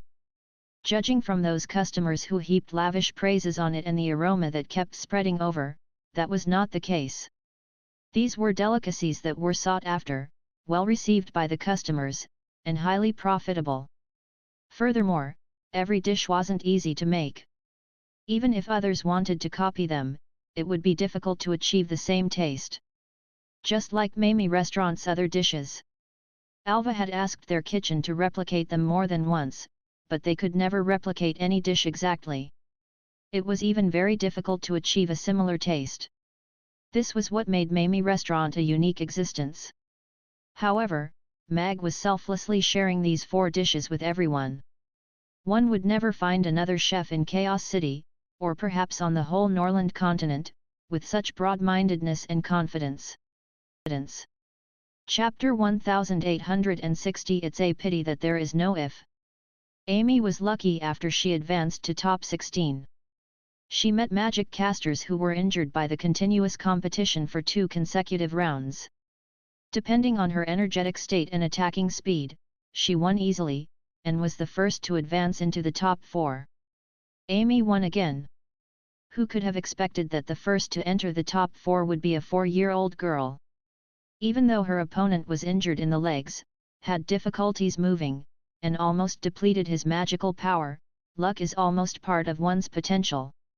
The crowd was already in a frenzy. No one thought Amy could have advanced into the top 4 so easily. A 4-year-old top 4 contestant ascending to the top 4 by stepping on one advanced magic caster after another was a legendary achievement. Brent stole a glance at the sullen Richard secretly, and then shrugged. He was feeling extremely uncomfortable. He had promised to the president confidently that Krasu's disciple wouldn't make it to the top 100, but now she was sitting in the top 4.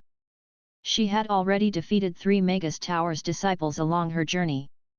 It was equivalent to slapping them across their faces when the little girl sent the Magus Tower's disciples out of the arena one by one. This was almost equivalent to saying how awesome Krasu was, that even a 4-year-old disciple he had only taught for 6 months could crush the Magus Tower's adult disciples easily. That hurt. There was another contestant who felt horrible, and had also defeated his opponent very quickly, the top 4 in the youth category, Kassadin. Amy tilted her head, and looked at Kassadin as she smilingly said, "Wow, it's you again. Even though you look like you are in a hurry to grow up, you really look very handsome when you beat up the children."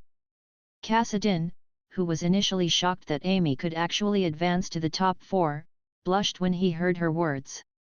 He was dying to crawl into a hole and disappear. He suddenly regretted that he had won the competition. He wouldn't have to come here to suffer and be her best backdrop if he had lost earlier. The top 8 competition was especially heated. Jeremy was still the second to return to the waiting area. There were some little burnt holes in his magician robe. Although he still looked like he was in a great state, his opponent had obviously caused him some trouble. His footsteps obviously faltered when he saw Amy in the waiting area, and he began to look at Amy with a hint of solemnness. The pupils of Jasper, who returned to the waiting area shortly after, also constricted when he saw Amy eating a lollipop with her head tilted to one side. She actually advanced again. Seems like this round of drawing lots will depend on luck. The last to arrive at the waiting area was a young magic caster with short yellow hair. Alden Collier came from an ancient magical family, the Collier family. He was the strongest dark horse in this year's magic caster tournament. His participation in the competition hadn't gained any attention initially. People had thought he was just a normal advanced magic caster. However, while eliminating all the powerhouses along the way and advancing into the top 4, he had displayed his peak 7th tier power perfectly. And according to the observation of some magic casters, he could advance to become an 8th tier powerhouse anytime, and be in the same tier as Jeremy and Jasper. He represented the greatest potential among the younger generation. Meanwhile, Amy looked rather awkward in the midst of them. Of course, everyone had dispelled the idea that this little one was weak. When that sturdy magic caster staff smacked those advanced magic casters out of the arena, it was those magic casters who flew out of the arena who were weak, meek, and helpless. They were simply too pitiful, as they were actually sent out of court with such a humiliating method during a proper magic caster's duel. However, her power, which still had not advanced to 7th tier, did look a little weak when she stood among those 3 big shots in a great state. Although Jeremy and Jasper didn't answer, they knew very well that it meant whoever drew Amy would advance easily. Meanwhile, the other 2 would have to have a duel among his peers in top form. It would be difficult to guess who would be the winner, and the winner would still have to face an opponent still in an excellent state after he won.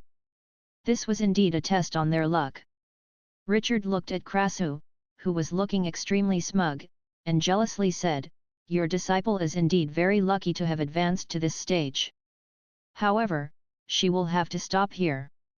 Krasu was in an extremely good mood, and he mercilessly retorted, "You called that have to stop here? Your disciples were still playing with mud at her age." He loved to watch this old chap Richard get angry. Amy had really done him proud. Richard was stumped. He did not know what to say in reply, and could only huff angrily. Krasu, who among these three do you think your disciple can defeat? Andrei asked with a chuckle. He was really asking sincerely, and not mockingly. This disciple of mine always has unexpected ideas. I really don't know whom she can defeat. Krasu shook his head. Of course, if she was also a 7th tier, none of them would be her match. All of them became silent. They had no doubts about Krasu's words. Amy defeating her opponents beyond her level had already become a norm. One had to know that this was an intermediate magic caster crossing over a large divide, and defeating advanced magic casters. If they had not witnessed it with their own eyes, they wouldn't have believed that this unbelievable matter had happened a few times. The difference between the 7th tier and the 6th tier couldn't be simply described by the difference between one tier. There was a qualitative difference between the intermediate magic and advanced magic. It was an advanced magic caster's understanding and control of magic. One could only break through to the 7th tier, and become an advanced magic caster after they understood the secret of the rules. Advanced magic also required one to understand the rules, and put them to good use. No one knew how powerful Amy, who grasped both ice magic and fire magic, would be if she became an advanced magic caster. However, one could imagine that her combat style would be unfathomable and full of changes. It's a pity that there is no if. Richard sneered inwardly. At the same time, the MC declared the start of the semifinals process of drawing lots. 2 golden number balls flew out, and Jeremy and Alden reached out at the same time. They grabbed 1 number ball each. Jeremy looked at the number 0's number tag, and smilingly said, "I'm always rather lucky. Actually, this is the tag that I prefer." Alden looked at Jasper with battle intent. "I only like to battle. A competent opponent like this is especially hard to find. The finals name list is out. Contestants, please take your positions." The judge's voice reverberated throughout the arena. Chapter 1861 Amy, am super fierce. These 2 semi-final matches would be worth anticipating, and it made the audience excited. Jasper and Alden were pretty close in terms of abilities, and the fight between water and wind would definitely be exciting. At the same time, the battle between Amy and Jeremy was also full of uncertainties. Amy had collected many fans with her adorable appearance and a contrasting violent and suave battle style. Meanwhile, Jeremy was the representative of the commoner magic casters. He made his way to being an advanced self-taught magic caster with his hard work, and was also very popular. Would Amy be able to make a miracle happen again, or would her journey regretfully stop here? This battle was already highly anticipated before it even started. Amy chewed the lollipop she had not finished into tiny bits, and threw the wooden stick into a bin. After that, she hopped over to the battle arena as she chewed on her lollipop without a hint of fear or worry. Jeremy was walking steadily. He was no longer smiling, and was sizing up Amy seriously. As a self-taught magic caster without any strong backing, he had relied on his hard work and alertness to make his way here. One would often face a very bad end if one underestimated their opponent. Even if your opponent was a child or an old man, they might be hiding a cleaver that could take your life behind their smile. Jeremy would not let something like this happen to him. Besides, out of all these battles, those who had lost to Amy had already proven that she was not just a harmless little rabbit. Instead, she was a powerhouse that could easily send an advanced magic caster flying out. "Big brother, do you play with lightning?" Amy asked curiously as she looked at Jeremy, who was standing far away. "Yes. I am a lightning magic caster." Jeremy nodded. "Wow, how impressive." Amy's eyes lit up as she wondered who would be stronger, this big brother or Ozzy. Jeremy looked at the tiny Amy, looking cute and adorable. In addition, her soft squeaky voice made her too illegally cute. Even a dense man like him could not resist her cuteness. "This is a competition. This is a battle. You cannot be charmed by your opponent's appearance. You must look into yourself. Jeremy bit his tongue to quickly calm himself down, and regained his aloof expression. At the same time, he quickly brainstormed over how he should finish this battle as soon as possible. Lightning must be very fast, hey?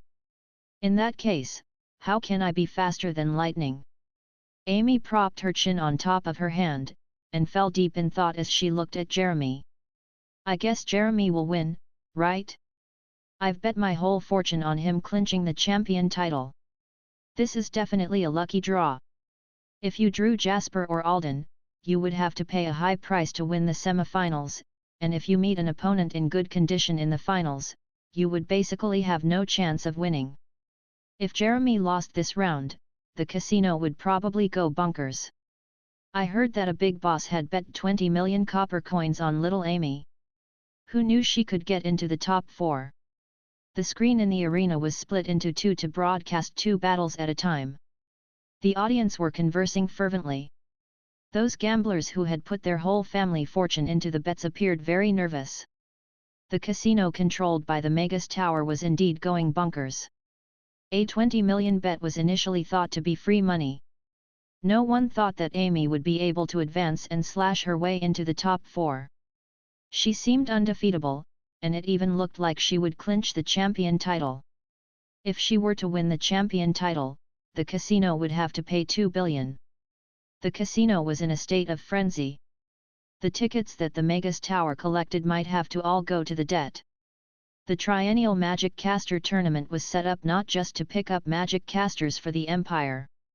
It had another important motive, and that was to earn operating fees for the Magus Tower. If Amy was to win the first place, this year's Magic Caster Tournament would basically be funding someone else. The 10th Elder, who was in charge of the casino, wiped away his cold sweat as he asked the staff rushing in, "Have you found out who placed the bet?"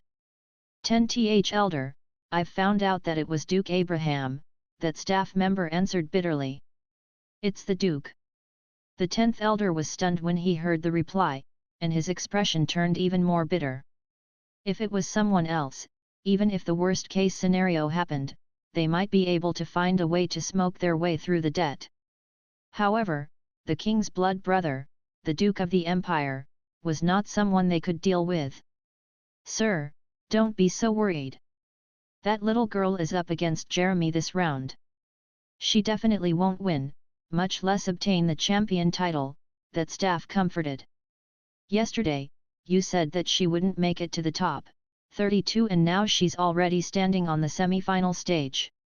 The 10th Elder sighed heavily, and looked at Krasu, who was sitting at the elevated platform afar. The person Lord Krasu chose would never be this simple. He had always been first place in whatever he did. "You're very strong. Why hasn't the Collier family sent you to the Magus Tower? With your talent, it would not be difficult to join the Magus Tower."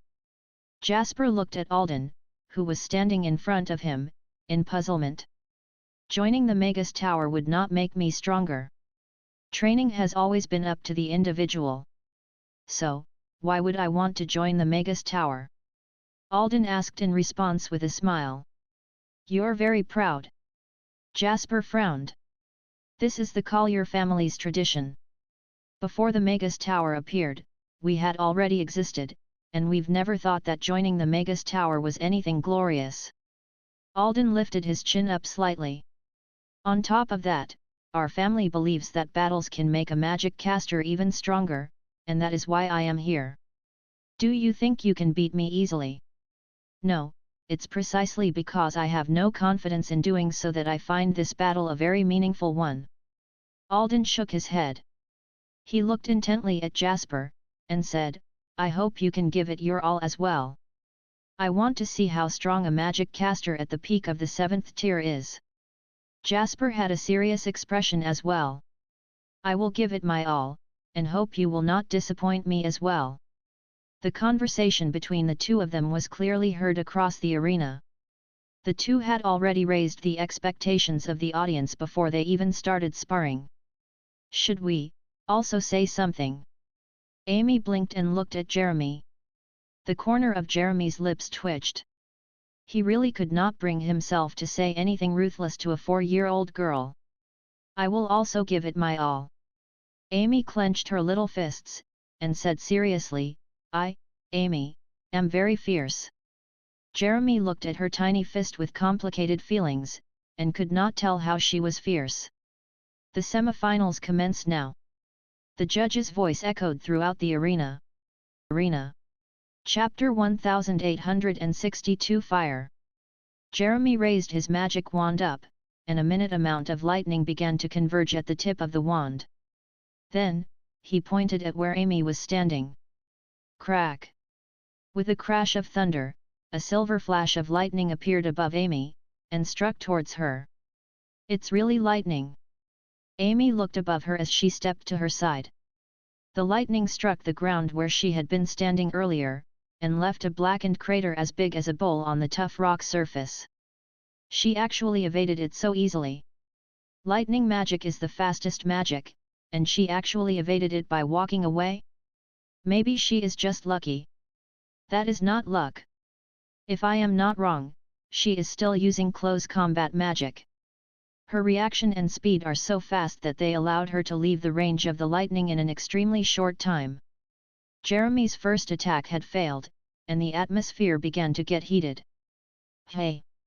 A hint of surprise also appeared on Jeremy's face. Although the lightning strike was just a basic spell, its high speed made it a favorite of the lightning magic casters. It was very difficult for people who had no experience with lightning magic to predict and evade it. They could force themselves to take it head-on, or use magic to counteract it. However, Amy actually evaded the lightning strike. This was a method that only a knight would use. However, that didn't affect Jeremy's actions at all. He pointed his wand, and another bolt of lightning struck down. However, Amy used a sidestep to evade the lightning strike again. Thunder kept sounding in the arena, but Amy kept using her secret techniques of skipping sideways, and moved around within a small range.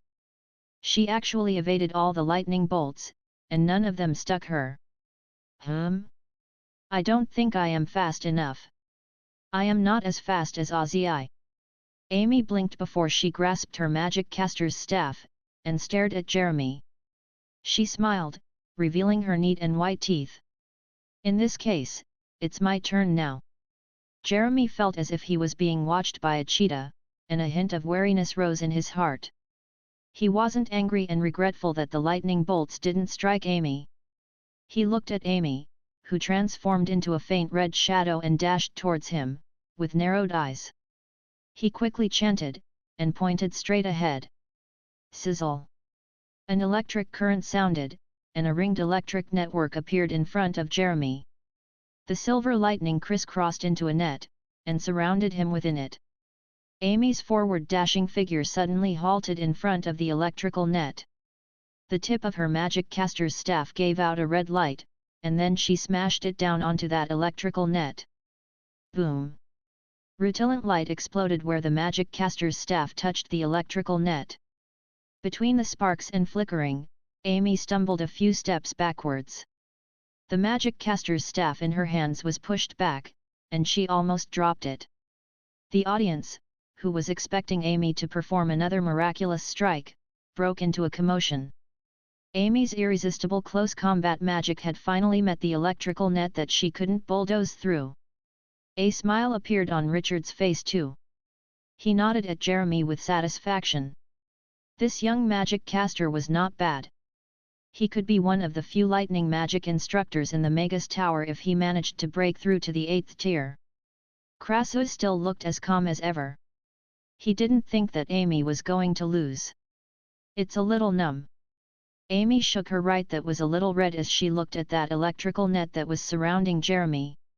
It was tougher than she expected and stronger than those previous magic casters' defensive means. She didn't get injured even in this situation? Jeremy looked at Amy, who only had a reddened hand, and was secretly shocked. However, he didn't stop chanting, and he pointed his magic wand at Amy again. I evade. Amy moved to her side. Boom! A loud explosion occurred above Amy's head, and a lightning ball the size of a human head exploded suddenly. It transformed into bolts of lightning, and fell down on her, covering a range of 10 meters. Ice shield. Amy raised her magic caster's staff above her head, and a thick ice shield appeared above her head. The lightning landed on the ice shield like raindrops, smashing out craters on it. In the midst of the thunder clapping, that little figure clenched her teeth while she propped up her magic caster's staff. She made the audience feel sorry for her. Everyone held their breath as they secretly prayed that Amy could pull through this magic attack. However, the lightning strikes were the tip-top existence among the intermediate magic spells. How could a mere ice shield resist Jeremy's full-powered attack? The ice shield shattered into ice shards after being struck by a bolt of lightning. The remaining lightning bolts struck towards Amy. Her little figure looked especially helpless. The hard power difference between an intermediate magic caster and an advanced magic caster was completely revealed after speed couldn't make up for it. However, Amy, who was holding her magic caster's staff, looked up at the lightning bolts with a gleam in her eyes. The judge at the edge of the arena sighed softly. The result of the match was clear. He took one step forward as he prepared to end this duel. She hasn't admitted defeat yet. Krasud's voice appeared, and the judge instinctively halted his footsteps. No. Many members of the audience instinctively closed their eyes. This. Jeremy was shocked too, and instinctively wanted to step forward to stop it. He didn't expect Amy not to evade and the judge not to terminate the duel. Lightning strike was the most destructive magic among the intermediate magic spells. Even a mid-tier knight would be injured if he tried to resist it, let alone a little girl. The magic that had been released naturally wasn't under his control anymore. The 5 bolts of lightning landed on Amy under everyone's watchful gaze. The anticipated scene of destruction didn't appear. The lightning bolts seemed to be absorbed by Amy after they landed on her and pierced 3 holes in the cape. There seemed to be a hint of understanding in Amy's bright eyes. A smile blossomed on that adorable face. A powerful aura emanated from her, making her look more awe-inspiring. She actually broke through the 7th tier. Brent suddenly stood up in disbelief. She actually became an advanced magic caster after being struck by 5 lightning bolts. Advancing in the middle of a duel. This is simply against the usual rules. The audience, who had thought that Amy was already destined to lose, couldn't believe their eyes. The judge heaved a breath of relief. He almost couldn't get through his shock. Jeremy was equally stunned when he looked at the perfectly unharmed Amy. When did the lightning strikes become so weak? Also, they even had the effect of helping people advance? If one could really advance after being struck by the lightning, he really wanted to strike himself once to try it out too. Thank you, big brother. I understood Master's words after you struck me with the lightning. Amy looked at Jeremy smilingly. Jeremy didn't want to reply. He tossed out 3 more lightning strikes at Amy. However, Amy already vanished from where she was standing as soon as the lightning ball appeared this time. She instantly reappeared in a corner of the arena tens of meters away. Frost formed on the ground when her feet touched it. Ice escape. Jeremy narrowed his eyes. He didn't expect that she could already grasp the high-level ice escape methods the moment when she advanced. Master Urian said everything is under my control within the domain. Amy waved as she mumbled.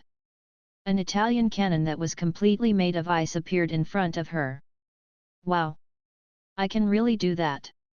Amy lit up her eyes before she released a bunch of ice and fire lotus flowers from her magic caster's staff, and stuffed them into the cannon. Then, she mumbled to herself, since I can't smash open the electrical net, I will try firing a cannon at it. Dozens of ice and fire lotuses were stuffed into the cannon. Amy poked the narrow end of her magic caster's staff into the cannon to pack them tightly before aiming the cannon at Jeremy, who was preparing to release advanced magic spells. Fire! Fire! Chapter 1863. You are very strong, but I won. Sparks exploded from the barrel. A giant fireball flew straight towards Jeremy as it formed a white trail behind it. Heaven's punishment! Descend! Almost at the same time, Jeremy pointed his magic wand at Amy, and the arena suddenly changed color. Dark clouds gathered and blocked out the sun, and a scary cloud appeared above Amy.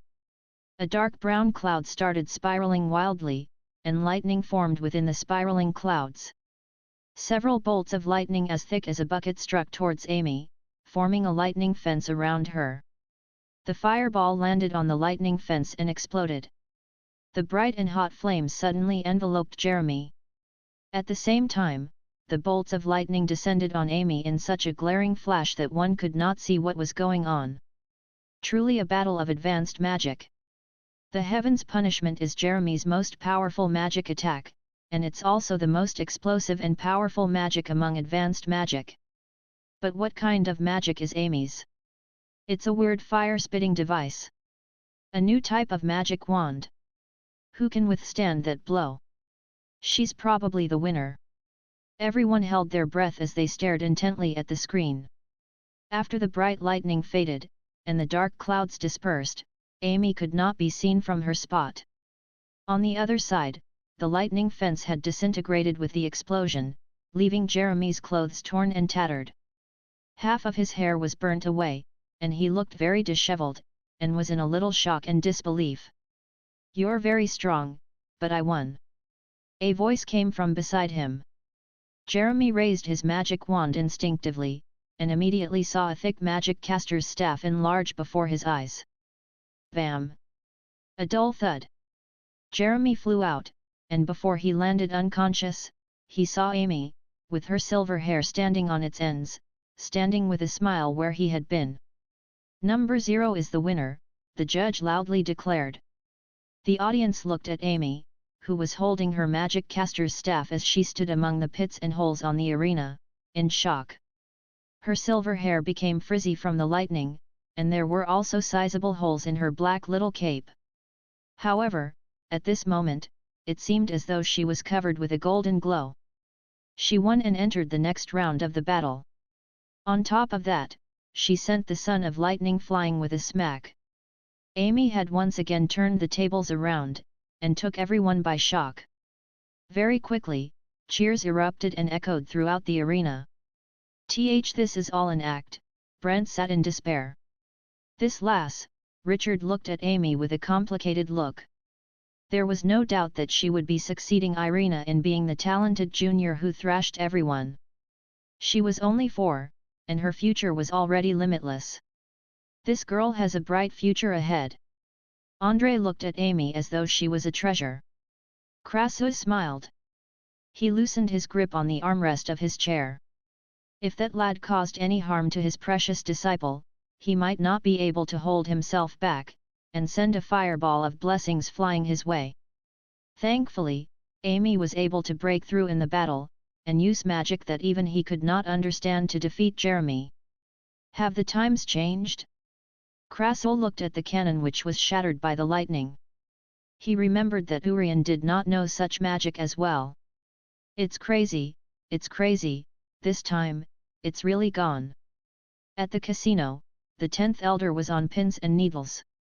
He thought that Jeremy would definitely win, but he did not expect Amy to advance during the battle and turn the tables around, sending the casino down an abyss. The staff member who had been consoling him previously had already hidden amongst the crowd, afraid to say anything else.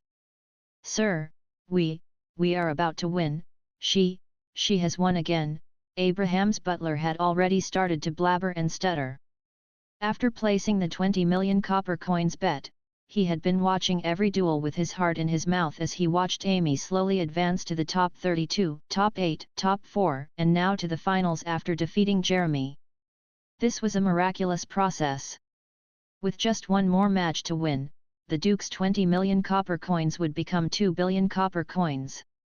He could no longer dare to imagine this gigantic amount. "That's sick, little boss." Abraham was also rather excited as he screamed and held his fat fists tightly, losing the image and mannerism he should have as a duke. "My lord, you're a prophet and have great foresight." The butler looked at Abraham with admiration. "If little boss could just win one more match, I would have a guaranteed lifetime supply of food." Abraham smiled. One indeed just had to believe in Boss Mag and little boss without thinking. The commotion also made Jeremy and Alden look over from the other arena.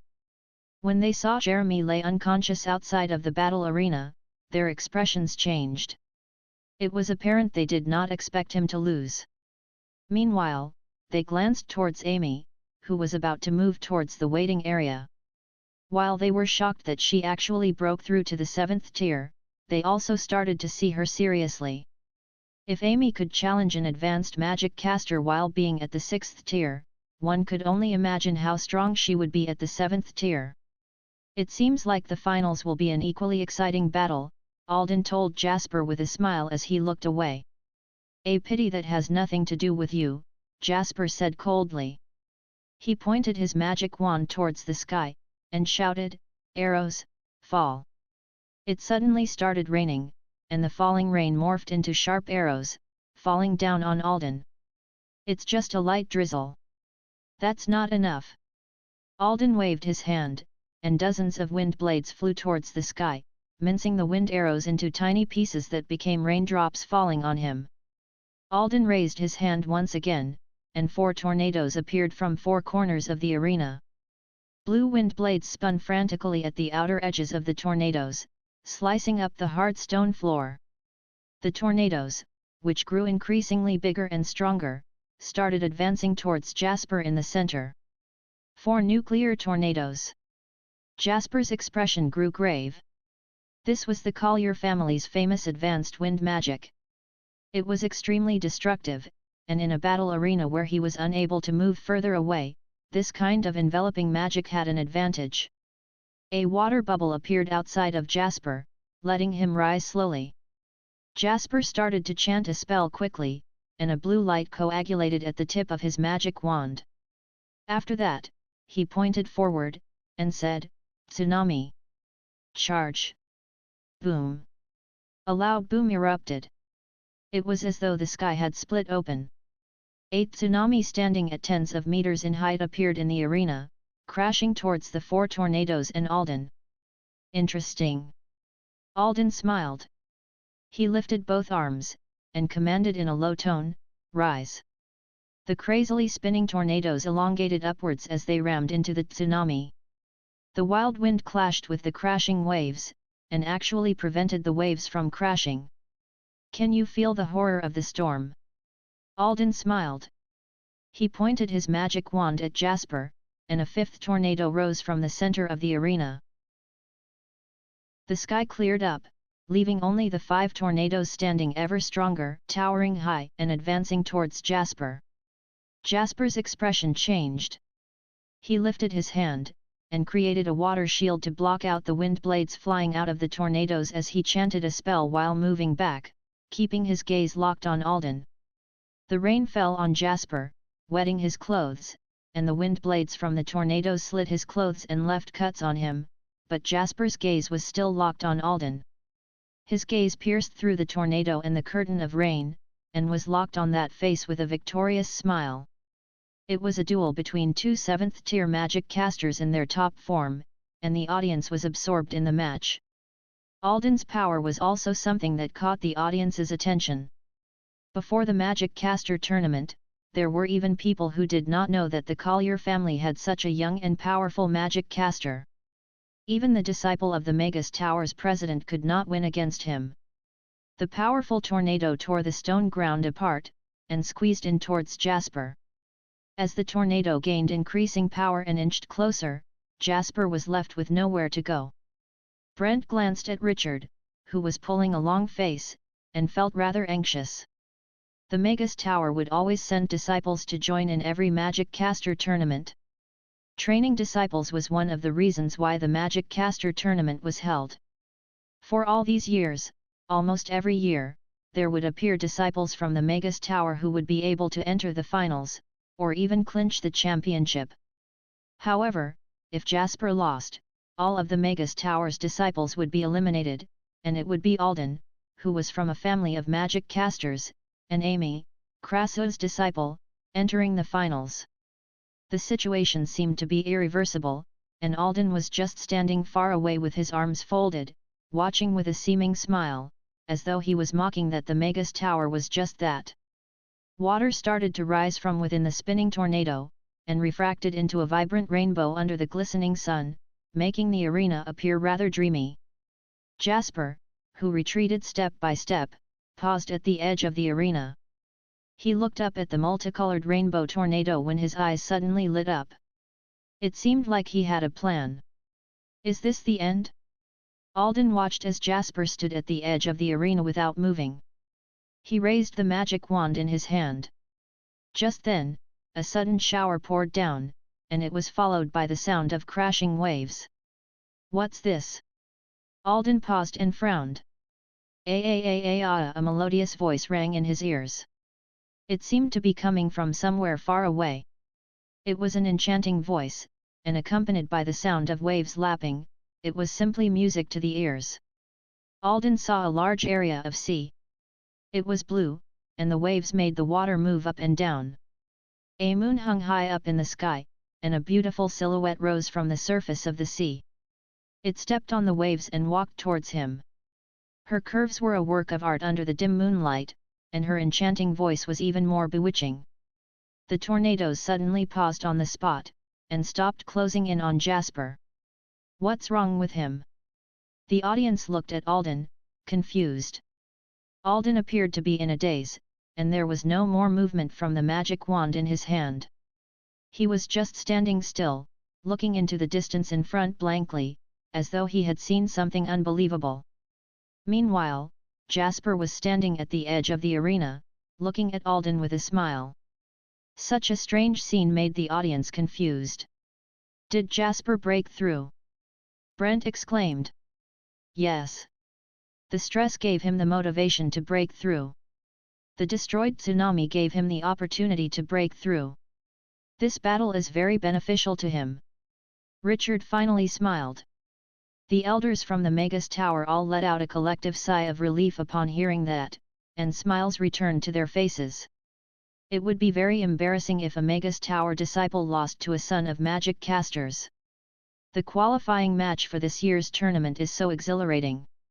These two contestants actually broke through during the battle. That goes to show that what Master Crassus said in the past was true. A magic caster, like the knights, could improve during a battle. I am going to sign up for next year's tournament as well. Even if I don't get a good ranking, I can at least gain some battle experience. The viewing station where the Magus Tower disciples were also exploded with excited chatter. Jasper held his magic wand, and suddenly pointed in front. A water column suddenly appeared in front of Alden, and banged right into his chest. Just when Alden was about to touch that woman, he was suddenly aroused from the illusion. His body was already flying out uncontrollably from the impact of the water column. He landed outside the arena, and skidded for meters on his back before coming to a stop. The 5 tornadoes lost control all of a sudden, and they started dashing around in all directions. After the tornadoes exited the arena, they were pinched away by the judge. Jasper, the winner. The audience went wild. They had once again witnessed a breakthrough in a battle and an epic comeback. Although everyone was confused about how Alden lost, that did not affect their perception of how strong Jasper was. Alden finally came back to his senses, and realized that he actually fell for Jasper's illusion. That voice and that woman were all fake. Alden could not help but blush with embarrassment. You actually broke through. Alden quickly realized that Jasper's aura was a lot stronger. Alden's expression changed quickly. His biggest goal in attending this magic caster tournament was to push himself to break through. He did not expect that the one who advanced would be Jasper. However, he still was a little indignant, and said, "What spell did you use just now?" "Siren," Jasper replied calmly. There was an inconcealable joy in his eyes. He gave Alden a fist and palm salute, and said, "I still have to thank you for allowing me to find the opportunity to break through." Number 36, Jasper, wins. The judge announced the results of this round. Alden climbed up from the ground, and told Jasper seriously, "When I break through to the 8th tier, I will be back for you again. Anytime. Remember what you said." Alden turned to leave, with his chest up and head high, as proud as he always was.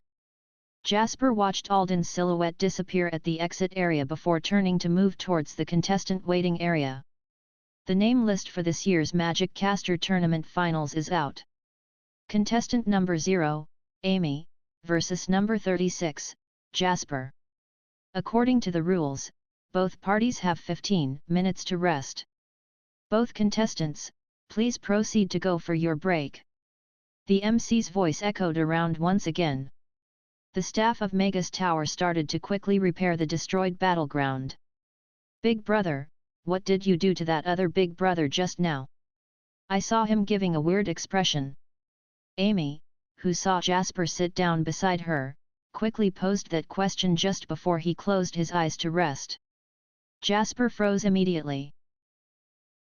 Chapter 1865 I'm a pig if I lie to you. Vivian specially went to Chaos School to bring Luna, who was handling the Foundation's matters, out to the delicacy extravaganza for a good meal and relaxation. "Hush! Don't talk nonsense." Luna blushed and pinched Vivian's hand gently. Vivian rolled her eyes. As if she had expected better from her, she said, "Tisk. I have heard what they were saying. They were all lusting after him. You might lose him if you don't take the initiative. You don't have a lover, either, why do you keep talking about me?" Luna laughed with exasperation. "Didn't I just gain a new life? Why should I get a lover? Isn't it better to have a few more years of fun?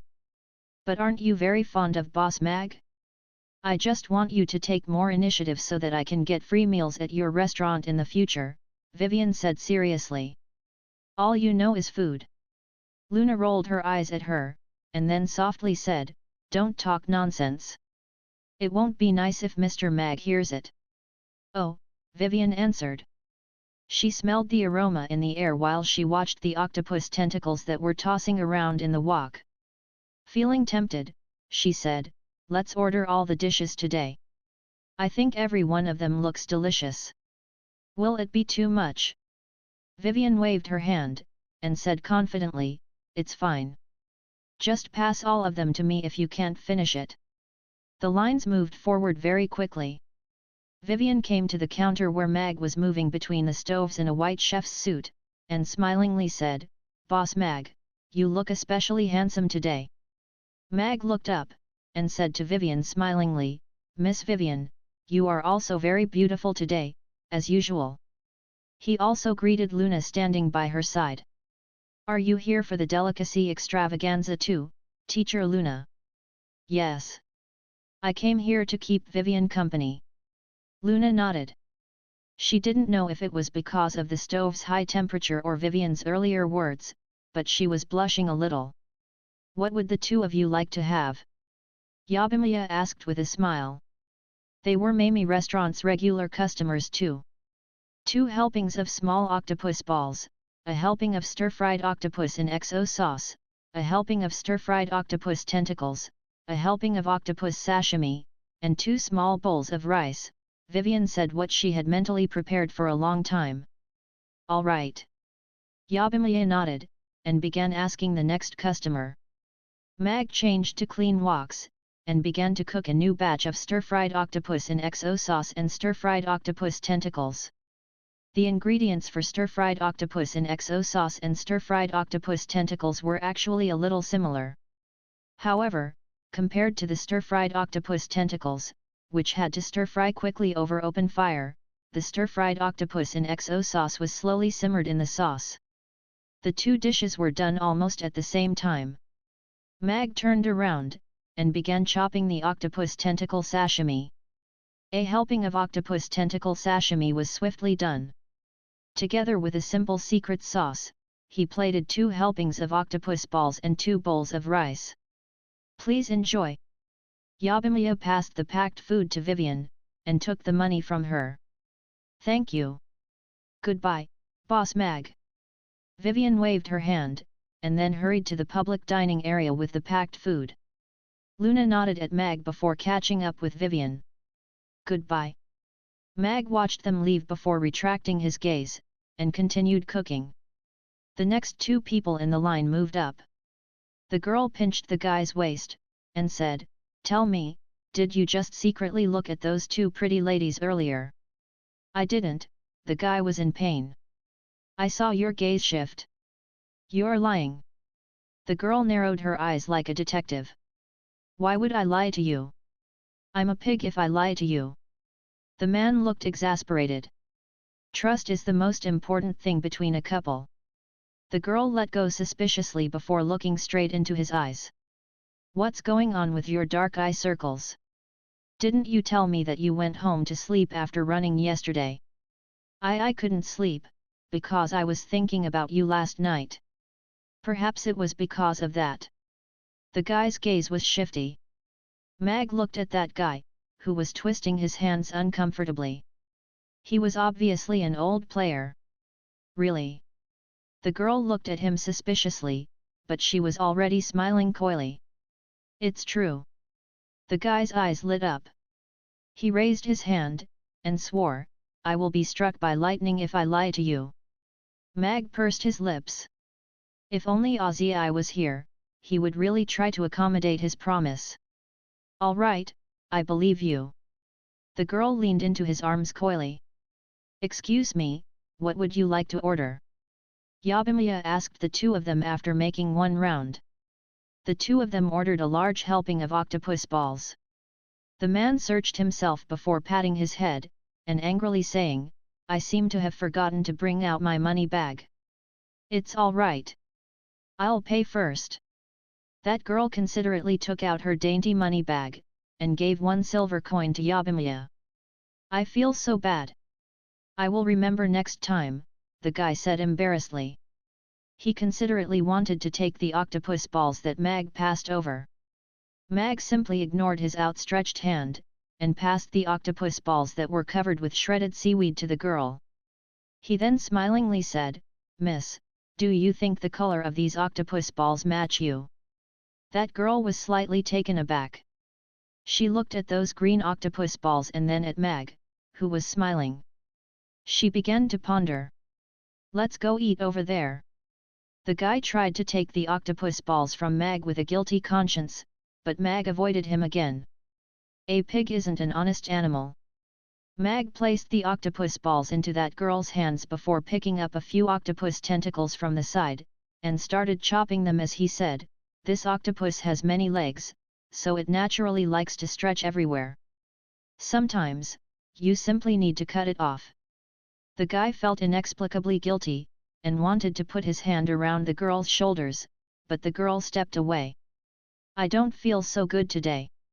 I want to go home first." "Enjoy the extravaganza yourself." The girl held onto the octopus balls, and turned to walk towards the entrance. On the side, Vivian and Luna had found a table, and spread all the dishes out on it. "This octopus tentacle sashimi is so pretty. It's shiny and transparent. You can't even see that its original shape was a tentacle." Vivian's gaze was immediately attracted by that octopus tentacle sashimi. The thinly sliced octopus tentacle was placed in a wooden box in the shape of a snow lotus. It looked like an exquisite piece of art. Yes. Mr. Mag actually only spent a brief moment to cut the octopus tentacle into slices of such equal thickness, and plated them so beautifully. Luna was also a little shocked. According to the rules of eating food with the lightest taste first, let's try this octopus tentacle sashimi first. Vivian opened the small box of sauce, and used a pair of chopsticks to dip a piece of octopus tentacle sashimi in the sauce before popping it into her mouth. The crunchy octopus tentacle exploded in her mouth when she chewed on it. The exquisite umami flavor, without going through any cooking process, and only having a light sauce as a touch-up, wreaked havoc in her mouth. There was a refreshing taste from the sea and a beautiful bouncy texture. Although there wasn't any cooking done, it was an exquisite delicacy that was painstakingly sculpted by itself. It made one lost in the midst of it. After a while, Vivian opened her eyes, looked at the sashimi, and marveled, "This is really indescribable. Is it really so nice?" Luna picked up a slice of octopus tentacle smilingly. She actually was a little resistant to and afraid of uncooked meats. It always reminded her of fresh blood and tendons that one couldn't chew through. However, this octopus tentacle sashimi was really too beautiful. It was so thinly sliced that light could pass through it. She could see the delicate and unique jade-like lines on it. There wasn't any seafood's fishiness, and it instead had a graceful aroma. She dipped a part of the sashimi in the sauce gently before feeding it into her mouth. The octopus tentacle broke in half when she bit into it gently. A tinge of sweetness was released gently in the midst of the sauce's saltiness. It was different from the sashimi that she had imagined. There was even a sweet aftertaste after she swallowed it. It made her want to pick up another slice again. The two of them soon finished the plate of octopus sashimi. Vivian looked at the empty plate, and lamented, "Such a delicious food is actually only supplied on the delicacy extravaganza for one day? Isn't it such a waste? Mr. Mag is still doing on-the-spot teaching now. If you want to eat it, you can learn how to make it, and then make it at home yourself." Luna smiled and turned to look at the giant screen. It was showing Mag teaching how to slice an octopus tentacle into a plate of pretty-looking octopus sashimi. "It's too difficult. I think just learning to hold the chef's knife is enough to put me off." Vivian watched Mag slice the octopus tentacle into thin slices and sighed. However, her gaze soon landed on Luna, and she expectantly said, "Luna, why don't you learn it? You know how to cook. You just have to learn how to make the stir-fried octopus in XO sauce and octopus tentacle sashimi, and we can make it at home in the future." "Me?" Luna was a little hesitant. After seeing Mag's serious and detailed teaching look on the giant screen, she inexplicably nodded. "Then, let's start eating the main course. Let's try if this stir-fried octopus in XO sauce suits our taste buds." Vivian's target shifted to the stir-fried octopus in XO sauce at the side. Octopus tentacles were hidden among the bright-colored side dishes and thick sauce. She picked up an octopus tentacle that was coated with the thick sauce over the bowl, and then fed it into her mouth. Crunch! The sauce exploded in her mouth as soon as she bit into the crunchy and tender octopus tentacle. Rib! A sound of cloth ripping was clearly heard. Vivian's collar actually ripped open. She was helplessly immersed in the delicious impact brought upon by the scrumptiousness of the stir-fried octopus in XO sauce. The rich sauce and the octopus tentacle exploded in her mouth together, giving the hard-to-marinate octopus tentacle a soul. The rich aroma of the sauce had a tinge of spiciness. There was also a warm sweetness if one savored it closely. It was perfectly mixed, making it irresistible. The octopus tentacle's texture was perfect. There was a tinge of crunchiness in the midst of the softness. The umami blended with the sauce perfectly. The taste buds on her tongue had already gone into a revelry. That pleasant sensation made her eyebrows rise a little, and she couldn't help but smile. This is a scrumptiousness that no woman can resist. Vivian opened her eyes, wishing she could continue. Looking at Luna, who was using a small jacket to cover her bosom, she blushed and softly said, "Did I rip again?" Luna nodded slightly. "Boss Mag is really bad. It's so delicious that it made me rip." Vivian quickly fastened her open collar under the small jacket's coverage, but she didn't fasten it too tightly this time. She left ample space so it wouldn't be too awkward when she ate later. Vivian placed the small jacket aside, and urged, "Try it too, Luna. I think this stir-fried octopus in XO sauce is even better than the stir-fried octopus tentacles." Luna looked at that stir-fried octopus in XO sauce with hesitation. "It will be fine. Your clothes are loose. It won't matter." Vivian blinked. Luna was wearing the black down jacket that she gave to her. It was very loose, so it wouldn't matter even if she got bigger. Luna pondered after hearing that. Then, she also fed an octopus tentacle into her mouth. The explosive taste wreaked havoc in her mouth. Although she had tried her best to suppress it, she still made a soft sound. However, the stir-fried octopus in XO sauce's taste was too aggressive. She was overcome and immersed in that scrumptious taste even before she could think carefully.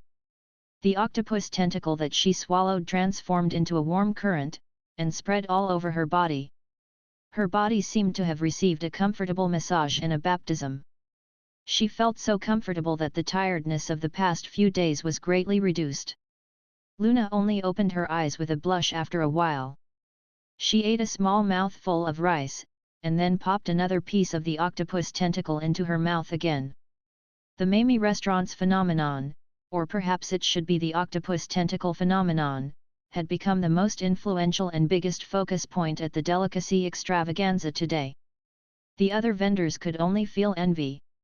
Of course, many vendors had already purchased a photo stone to record the on-the-spot tutorial. The Octopus Tentacles series was definitely going to appear on many restaurants' menus in the future. They might even become the main selling point of the restaurants. After the halftime break, the arena was repaired, and Amy and Jasper stepped into the final battle arena of the tournament under the audience's expectant gaze. "Do you want to listen to some songs, Amy?" Master Krasu's young disciple, the youngest advanced magic caster in history, had advanced to the finals at the age of 4, shocking everyone. Jasper, the disciple of the Magus Tower's president, had shown great ruling power in this year's tournament, and had even advanced during the duel. He had turned the tables around miraculously, amazing everyone. It was exactly these two people who had taken over their master's feud, standing on the finals arena. People were wondering with anticipation which of them was going to achieve the final victory. Although Jasper was still ahead of Amy after he had advanced, the scene of Amy sending Jeremy out of the arena was still fresh on the audience's mind. Nobody knew how powerful she would be at 7th tier. Cheers were echoing throughout the arena. The two were at odds, with the fire against the water. Everyone was wondering who was the stronger one now. Krasu also had no idea how strong Amy was now. He didn't even know what the weird object that Amy conjured which could spew flames was. It could combine the power of dozens of ice and fire lotuses, and then fire at a projected point. Urian didn't know how to handle fire, so it couldn't be he who taught Amy how to do that. Hence, Amy had definitely created that thing herself. He had no idea what kind of weird stances she would come up with at this duel. "Krasu, Richard, who do you think will win this final battle?" Andrei asked smilingly. Everyone on the platform looked at the two of them. The feud between Krasu and Richard wasn't a secret in their social circle. Richard had become the new president under the king's instruction after Krasu stepped down in the past. Krasu didn't approve of that. Meanwhile, Richard had been trying to eliminate Krasu's influence in the Magus Tower for the past few years. As the other was the linchpin of the Magus Tower, Krasu's influence was everywhere. Now, their disciples had met each other in the Magic Caster tournament dramatically in the final duel, so everyone naturally wondered who the winner would be. One had to know that Jasper was Richard's best disciple, and had been cultivating with him for 10-odd years. He was considered to be one of the most talented geniuses among the Magus Tower's younger generation. On the other hand, Amy had only learned magic from Krasu for 6 months. Richard would be embarrassed if Jasper lost to Amy. It's difficult to predict. Krasu shook his head. "I also have no idea what magic or battle style Amy will use for this duel now. However, I am sure that becoming an advanced magic caster has given her infinite possibilities." All of them were surprised at Krasu's answer. Despite Krasu's character, he actually gave such a humble comment. "I think Jasper is one of the more talented ones among the younger generation. His advancement during the duel was very beneficial to him. He will definitely win this duel." Richard said such confident words instead, expressing a great deal of confidence in Jasper. Andrei smiled. "Then let's wait and see. This will be a very special final round in the Magic Caster tournament's history. After all, such a young finalist has appeared. Big brother, are you very wind resistant?" Amy was bored, so she asked Jasper, standing opposite of her, a question. You know water very well too. Jasper darkened his face. What was wind resistant? He was almost blown to death by Alden. Okay. Seeing that Jasper didn't reply, Amy continued, then, how are you going to fight me later? I am very battle resistant. Jasper flicked a glance at Amy. He couldn't see how battle resistant this tiny body could be. He felt that just a small water spout was enough to wash her away. I'm so bored. Do you want to listen to some songs? Amy took out 2 small Bluetooth earphones, and they shone in her palm.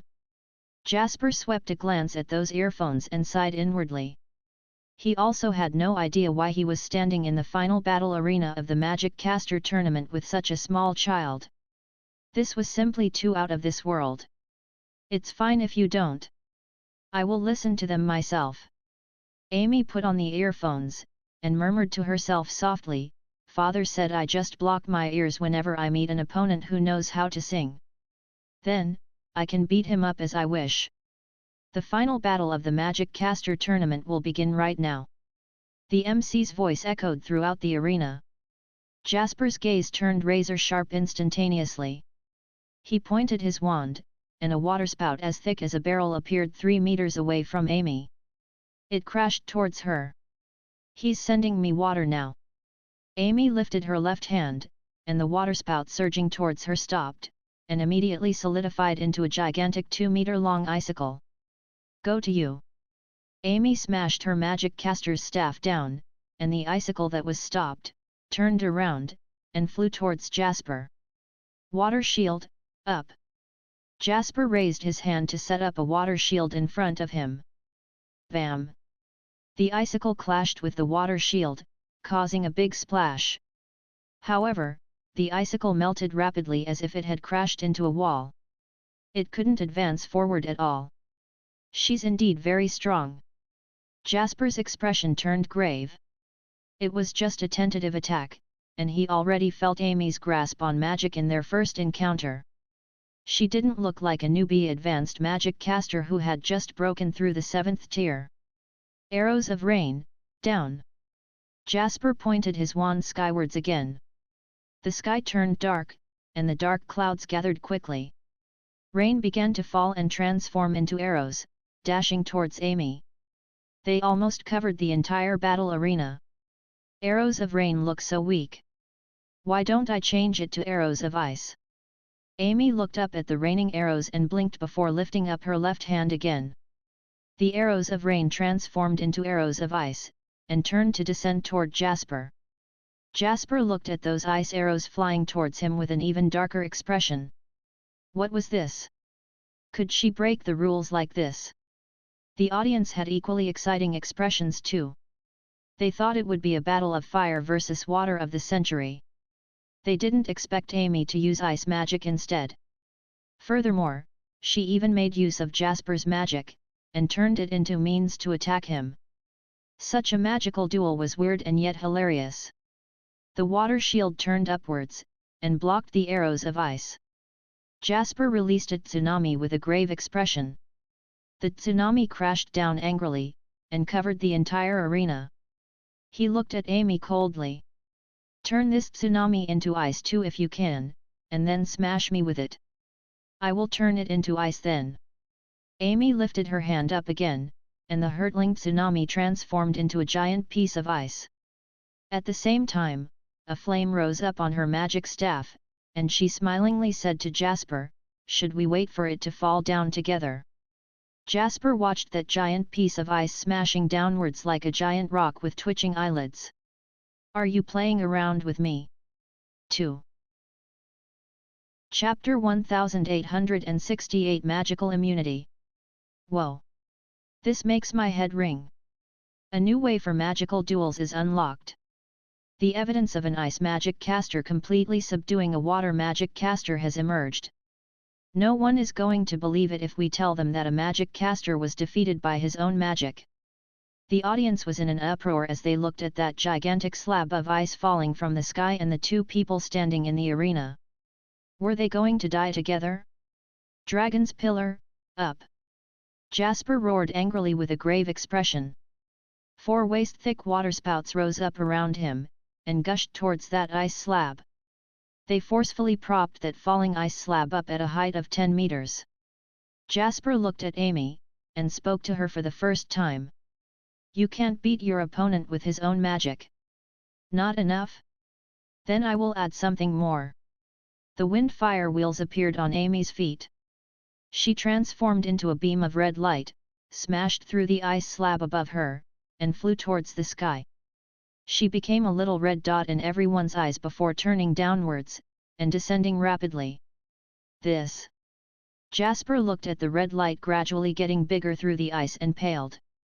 He waved his wand to create another 4 waterspouts to stabilize the slab of ice. Bam! With a dull thud, Amy crashed into the ice on her wind fire wheels. Her magic caster's staff pressed down on the slab of ice hard. The 8 waterspouts instantly crumbled, and the ice crashed down without resistance. The audience held their breaths, and stared at this scene with wide eyes. Jasper wasn't Amy. He couldn't quickly move away from underneath the ice. The softest water magic also wasn't able to prop up such a heavy slab of ice. Furthermore, there was a close combat magic caster pressing down on the ice too. Could it be that the only 8th tier magic caster in the magic caster tournament was going to lose like that? My lord, please don't do that. I'm going to collapse if I lose 2 billion. The 10th elder pressed his hands together. His face was ashen with trembling lips, and he almost knelt down. Richard also clenched his fists tightly. He had just boasted earlier, but now Jasper was being crushed. He would be in an embarrassing position if he lost, and it would be even harder to replace Krasso's position in the younger generation's magic casters' hearts. She's indeed my disciple. Krasso caressed his beard as he looked at Amy, who was pressing down on the ice with the magic caster's staff, and smiled with satisfaction.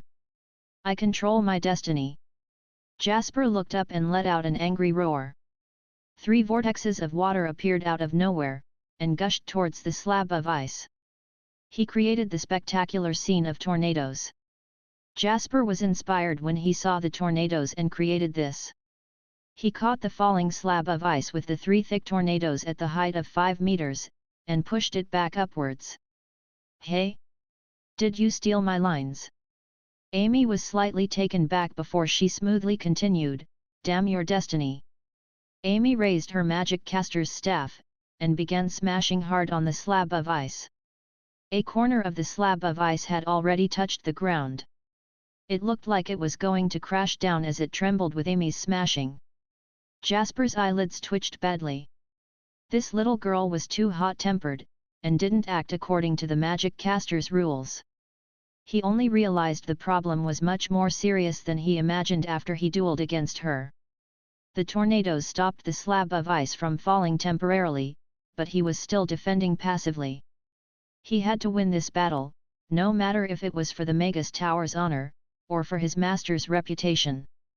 As a mature magic caster, Jasper quickly calmed down. He began to look at Amy with a gentle gaze, and the surroundings began to quiet down instantaneously. The sound of waves gently lapping on the shores and rocks appeared, and soft singing began to come from afar. It was dreamy. The situation was against him. His water magic was completely subdued by Amy's ice magic, and he was in a defensive state when she got close to him, so Jasper had to use the siren again. This hypnotic water magic was his greatest means now. It could make his opponent lose herself in her illusion, and lose her means to defend herself. However, Amy on the ice didn't seem to be affected at all, even after the soft singing played for a long time. She was still smashing the ice crazily with her staff. The 3 tornadoes were trembling, as if they were going to collapse any time. Ineffective? Jasper was stunned. This advanced magic that made Alden quickly lose his defensive skills had no form or shape. It was almost impossible to defend against it. Why was it ineffective on her? I think I heard singing. Senior Jasper should be using that magic that rendered Alden helpless again? Why didn't Amy have any reaction? Yes. She isn't affected at all, and she looks even more energetic. Perhaps it is the legendary magical immunity. The Magus Tower's disciples began to stare at Amy, who was hitting the ice rhythmically and making the tornadoes tremble crazily, with disbelief as their eyes widened. Richard, too, had a nasty expression. He thought Jasper would be able to defeat Amy easily with the siren. However, Amy didn't look mesmerized and affected after he had used the siren. "Oh, I see." Krasud's gaze landed on the pair of blinking earphones in Amy's ears. Amy said that two little singing elves were hiding inside them. She was now listening to the little elves singing in the earphones, so the singing of the siren was covered by it, and the hallucinating effect of this magic was rendered useless. Why is he in a daze during a fight? He is so disrespectful to me. Amy looked down at Jasper, who had a befuddled look. She cocked her cute eyebrow, and slammed her staff on the ice hard. However, she didn't simply press down this time. A flame exploded at the tip of the magic caster's staff, and let out an explosive sound. Crack! Crack!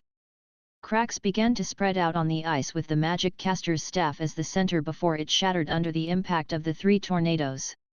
In the midst of the shattering ice, a figure in red came through them on the wind-fire wheels. She raised the magic caster's staff up high, and smashed at Jasper's head. Jasper already regained his wits in the instant the ice shattered. A water shield appeared over his head, and the three tornadoes began to converge in an attempt to stop Amy. However, the gigantic tornadoes were too slow, and Amy's little figure had already dashed over and appeared above his head before they could converge. She slammed her staff into the water shield. The huge impact made the water shield tremble, and it almost shattered on the spot. Red flames rose up from the tip of the magic caster's staff. The hot flames vaporized the water shield rapidly, and the latter thinned in front of everyone's eyes. However, numerous water shields the size of a full-length mirror appeared in the arena when that water shield disappeared. Jasper stepped into a water shield in front of him and disappeared. Chapter 1869 Little Boss is Awesome. Jasper's images appeared in all the water shields as he looked at Amy, and gravely said, "You are strong, stronger than all of us imagined, but I am not going to lose to you so easily. Could this be the infinite water escape? He's so powerful." Senior Jasper's endurance in adversity is amazing. As long as all the water shields aren't broken at once, then Senior Jasper can continue to create new water shields to hide in. There is no way to resolve this. The Magus Tower's disciples cheered, and let out a breath of relief. At least there was still some hope as long as the outcome wasn't confirmed yet. The audience, who didn't know better, cheered along too. This interesting, unexpected, and dangerous fighting style was much more interesting than the simple magical duels earlier. It was especially funny and exciting to see little Amy chasing the Magus Tower's top seed around with a big hammer. Therefore, are we already starting to play hide and seek? Amy tilted her head as she looked at Jasper in those water shields, but her gaze became gradually enthusiastic. As soon as she finished speaking, she transformed into a beam of light, and smashed a series of water shields. Water splashed everywhere, and fog rose up. The water shields were easily shattered by Amy's magic caster's staff. However, a new water shield would appear in the arena as soon as one shattered. It was never ending, and the number even increased. "You can't find me like this." Jasper's mocking voice sounded. There was a hint of confidence in regaining control over the situation in his smile. Amy stomped her feet, and angrily said, "You can't play hide and seek like this. You'll end up with no friends. This is a battle, not some hide and seek." As Jasper's voice sounded, waterspouts burst out from the water shields all over the arena, and rushed towards Amy. "In this case, I won't play with you anymore." Amy slammed her magic caster's staff hard into the ground, and a giant six-pointed snowflake bloomed underneath her feet. Cold air instantly spread out. The surging waterspouts solidified into ice when the cold air touched them, and the frozen waterspouts crashed to the ground. The water shields became ice mirrors, and Jasper's expression was frozen. In the blink of an eye, the entire battle arena was frozen solid by frost. Explode! Amy raised her staff up, and hot flames were instantly released. The extreme cold and the extreme heat collided instantly. Bam! Bam! Bam! The ice mirrors in the arena immediately shattered into countless shards of ice, and were then vaporized by the flames. Jasper appeared in a corner of the arena, his face tight with anger. The infinite water escape was resolved. The audience was in an uproar, and everyone looked at Amy with amazement. She used the ice magic to control the situation and the fire magic to set off an explosion. Her adaptability and grasp of magic were amazing. Everyone suddenly felt sorry for Jasper, who was standing at the edge of the arena. His completely subdued magic and Amy's random yet troublesome fighting style made this young talented magic caster who had trained under a famous master unable to cope at all. "It's over," the 10th elder slumped to the ground at the entrance of the casino. He felt his soul was being sucked away at this very moment. The casino not only lost everything, they could even lose the money earned from the Magus Tower's tickets. "Seems like your precious disciple needs to practice for a few more years." Crasso caressed his beard with an increasingly bright smile. If Urian's ice magic didn't happen to subdue the water magic, it wouldn't be easy for her to achieve victory with fire magic, either, Richard said coldly with a dark expression. "I found you." Amy looked at Jasper, and then smiled. She transformed into a beam of light on the wind-fire wheels, and dashed towards Jasper. Jasper set up another water shield again in his hurry. However, Amy shattered it with her magic caster's staff before it could be formed completely. The magic caster's staff appeared in front of him, and the red-hot flame almost burned his nose, but it stopped at the very last minute. A drop of sweat dripped off from the tip of Jasper's nose. The aggrievement and indignation of losing made him angrily say, "Why don't you stab me?" "Because you've already lost." Amy retracted her magic caster's staff, and looked towards Jasper's feet. Jasper looked down, and realized that he had instinctively taken 2 steps back when that magic caster's staff struck at him. He had already stepped out of the battle arena. "Contestant 0, Amy, has won." The judge's voice echoed throughout the arena. After a moment of silence, the crowd burst into a commotion. A 4-year-old little girl and an astonishing contestant 0 had defeated the top seed contestant in the finals, and became the champion of this year's Magic Caster tournament. This would definitely go down in the history books of the Roth Empire, and become an unforgettable legend of the Magic Caster tournament. And they, who were the witnesses, probably wouldn't forget this battle for a long time to come. A half-elf became the champion of the Magic Caster tournament 12 years after Irina won it. The record of the youngest champion set by Irina was also broken today. Irina became a great magic caster a mere 3 years after she became the champion. She gave the young magic casters so much pressure by doing that. The older magic casters couldn't match her power, either. Amy was also going to become the next rising star in the magic casters world in the foreseeable future. She was most possibly going to be the brightest star too. She was only 4, and her future was already limitless. "I is the greatest in this generation just born like this. We'd better be nice to children when we go out in the future. We might not be able to defeat them. It's so cruel. Master Krasu has created a god. A 4-year-old advanced magic caster. Her starting point is most probably the ending point which I can never reach." The Magus Tower's disciples were dejected. They felt sorry for Jasper, and lamented for themselves. Irina was already removed from the ranks of the younger generation because she was too powerful. The younger magic casters couldn't even heave a breath of relief before another half-elf with an even more terrifying talent appeared. She was only 4 years old. Her power would only become stronger as she got older. Before she formally became a great magic caster, the younger generation magic casters, or even the older magic casters, would most probably become the stepping stones on her path of becoming stronger. She was only 4 years old. It was demoralizing, and made people disheartened about cultivating whenever they were reminded of this fact. She won. She won. She really won. The butler standing next to Abraham was excited that he was flushed. He almost jumped up in his excitement.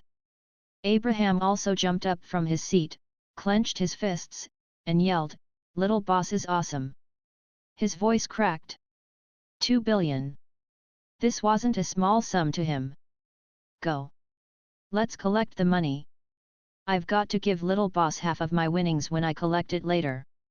Abraham rubbed his hands together, and chuckled before leading his butler away towards the casino.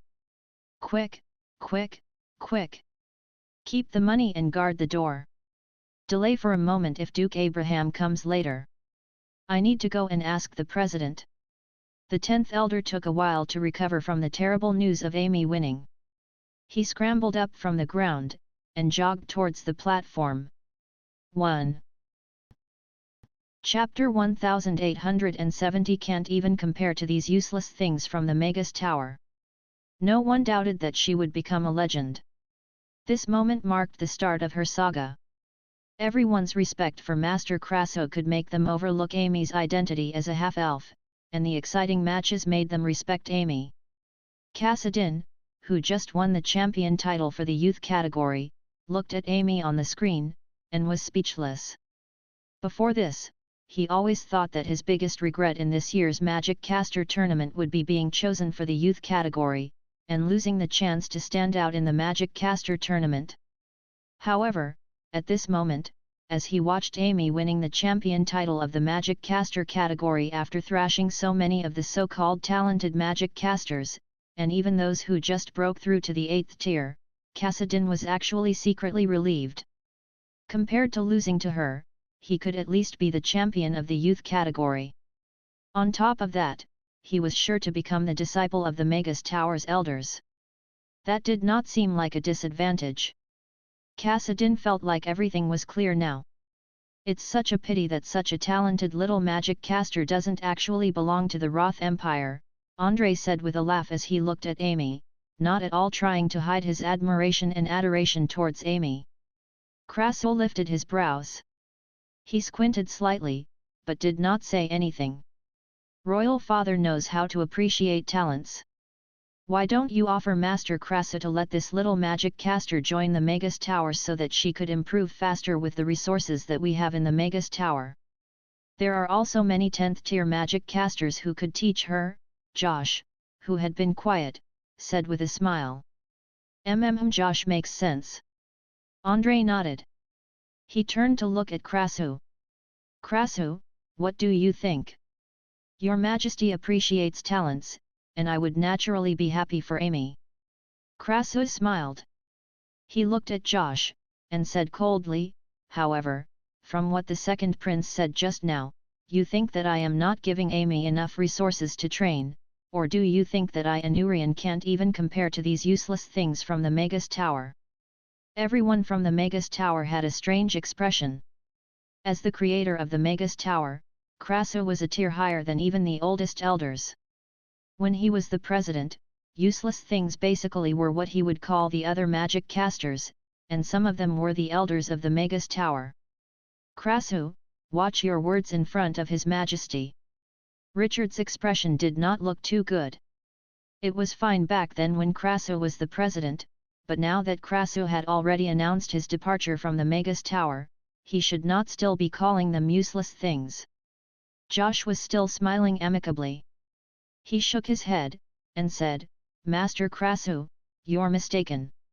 As the one who started the Magus Tower, and the one who built the foundation of the world of magic casters in the Roth Empire, you're the respected master of all magic casters. In just a short span of half a month, you managed to train a 4-year-old little girl into the champion of the Magic Caster tournament. No one can doubt the ability that you have and the effort you've put into raising her. It's just that right now, the situation on the continent is rather tense. There are other races eyeing us, and the constant threat of the devil. Why don't you return to the Magus Tower along with your disciple and do your part for the citizens of the Roth Empire? Andrei nodded and looked at Krasu. This bastard. Alex should have just finished him back then, Krasu thought to himself. He hated all the twists and turns of politics. He did not want to carry on as the president of the Magus Tower also because the king started to bring up troublesome requests, like taking Josh as his disciple. Now, it seemed that his decision to leave had still been very much the right thing to do. Otherwise, not only would he have had to miss the chance of taking in precious Amy as his disciple, but he would also have been stuck with a very cunning and terrible disciple. There would, of course, be other troublesome things he would be inevitably involved in, like the fight for the throne. Your Majesty, back then, the Roth Empire was weak. That was why we built the Magic Caster Alliance, and then developed it into the Magus Tower to protect the people of the Roth Empire. For decades, the number of magic casters in the Roth Empire had been increasing rapidly. The magic caster schools that had been set up in different places were also doing well, causing a positive cycle of the magic caster production system, and allowing the Roth Empire to become the place with the most magic casters in the continent. On top of that, Your Majesty has been running the country well, allowing the Roth Empire knights quantity and quality to top the other races in Norland continent. Those so-called strong races back then are no longer a threat to the Roth Empire. Now, the Roth Empire could even have a chance against the giant dragons. We've already met our objective behind creating the Magus Tower back then, and my mission was completed. Therefore, I chose to leave. Now, I have little Amy as my disciple, and all I want to do is to train her up well. I have no intention to do other things. Krasul looked at Andrei with a smile, and said, besides, Amy isn't my disciple alone. I don't think Urian would like to come to Rodu, much less join the Magus Tower. The Magus Tower's elders were deep in thought. Most of them entered the Magus Tower to learn when it just started. The Magus Tower back then was indeed very different from what it was right now. The regulations imposed in the past seemed like they required them to become a magic caster knight who had high moral values. As for the Magus Tower right now, after years of revolution under Richard, it seemed more prosperous, yet something seemed to be missing. The king was very ambitious. However, now Krasu had already laid his cards out on the table, and expressed his unwillingness to join the Roth Empire in its expansion. Andrei looked at Krasu, and fell silent for a while. He sighed, and said regretfully, Master Krasu, the Roth Empire owes you a lot, and I really appreciate talent, but I will not force you if you are unwilling. I shall not bring this matter up again. I was too rash. I hope Royal Father and Master Krasu will forgive me for my abruptness, Josh said as he stood up, and gave them a bow. It's all right. Andrei waved his hand. Krasu glanced at Josh, and nodded slightly. The other courtiers and magic casters from the Magus Tower did not dare to make a sound. I shall personally present the award to this little champion. Andrei's laughter broke the silence. Everyone heaved a sigh of relief, and could not help but praise the king for being magnanimous and forgiving. Not only did he not fault Krasu, he even graced his disciple with such an honor. Could the champion and first runner-up please proceed to the stage to receive their reward? The ranking matches for the top 32 among the rest of the contestants will begin tomorrow. The MC's voice echoed throughout the arena. I'm going to receive my award. Amy quickly shrunk her magic caster's staff, and kept it before hopping her way to the elevated platform. She pulled out a strawberry-flavored lollipop, and peeled off the wrapper skillfully. After that, she put it into her mouth, and smiled adorably. Jasper kept his magic wand rather depressingly, and followed behind Amy with his eyes looking down. The 10th elder finally found an opportunity to get to the elevated platform, and whispered something to Richard. What? Richard exclaimed as his expression changed. Chapter 1871 But little Amy's capability would not allow me to do so. 2 billion. Duke Abraham plays really big? Now, not only have we of the Magus Tower lost our face, we've also lost our money. The courtiers all had a strange expression. Duke Abraham did not appear at the elevated platform today, but he was somehow watching the matches somewhere, and actually placed such a heavy bet. That caused the president of the Magus Tower to panic. Meanwhile, the Magus Tower's elders were slightly flustered. 2 billion. Would they have to give up their bonus as well? This Abraham is rather interesting. He was even more confident about Amy winning than I was. Krasser raised his brow. This Abraham. Andrei did not know whether to laugh or to cry upon hearing that. He also knew that 2 billion copper coins was not a small sum to the Magus Tower. The preparation, building, and setup for this Magic Caster tournament took up almost half a year of effort, and all the profit would end up going to Abraham. The triennial Magic Caster tournament funded the Magus Tower for years so that it would not require support from the national treasury, and in some years, they might even have a surplus. This year, they were totally wrecked. Go, find Duke Abraham for me, Andrei instructed. Yes. 2 guards followed the 10th elder to the casino quickly. Say, don't tell me the casino is not going to pay up. Abraham frowned as he questioned the lackey, who was stopping him from entering, with his betting ticket in his hand. My lord, you must be joking. How would we dare to not pay you? It's really because our elders aren't around, and we can't possibly come up with 2 billion to pay you.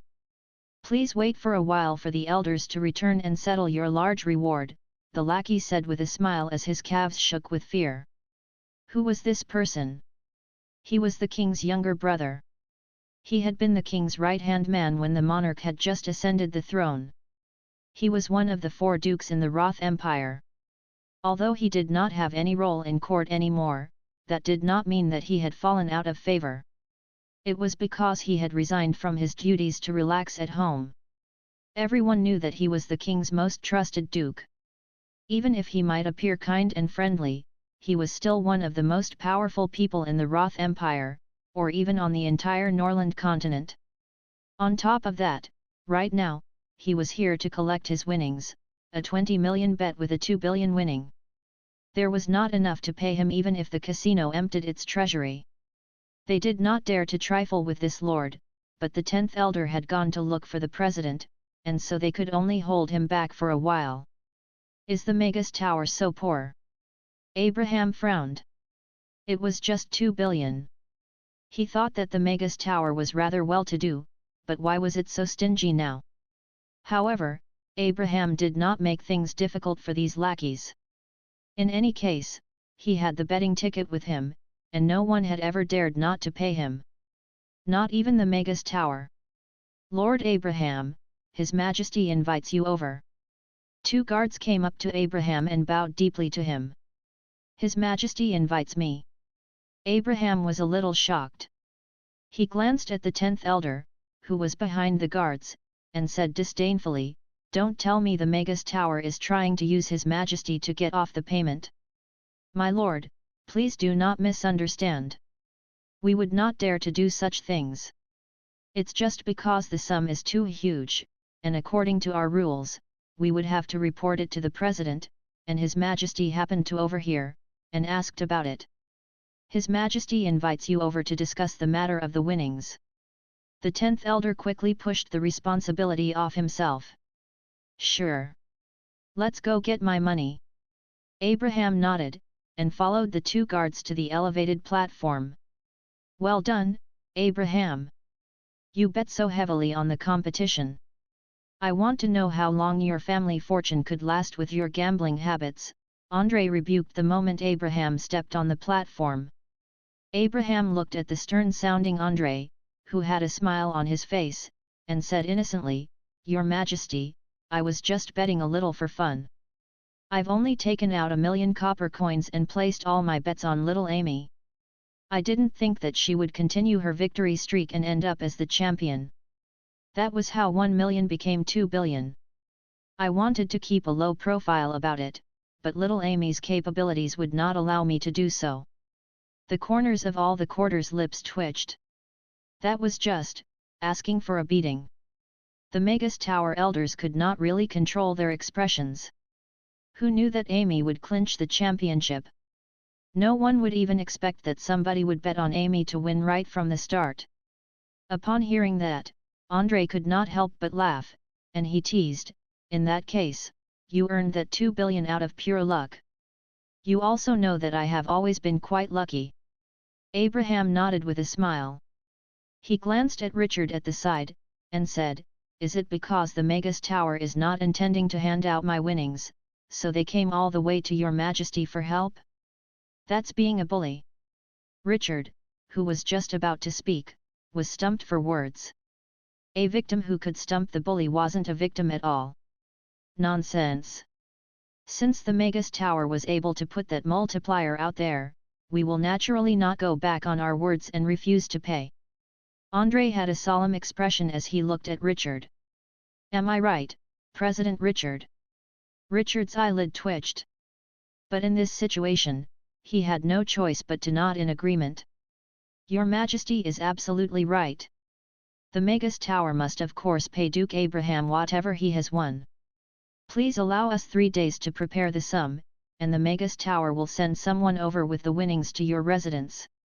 Since I have President Richard's word in front of His Majesty, I guess there's no more issue." Abraham nodded with a smile. The people at the elevated platform finally understood. That was what brothers were. The king was not trying to help the Magus Tower escape the payment at all. Instead, he was supporting his brother to ensure that the Magus Tower would arrange the payment. "Since you're up here, come and take a seat here.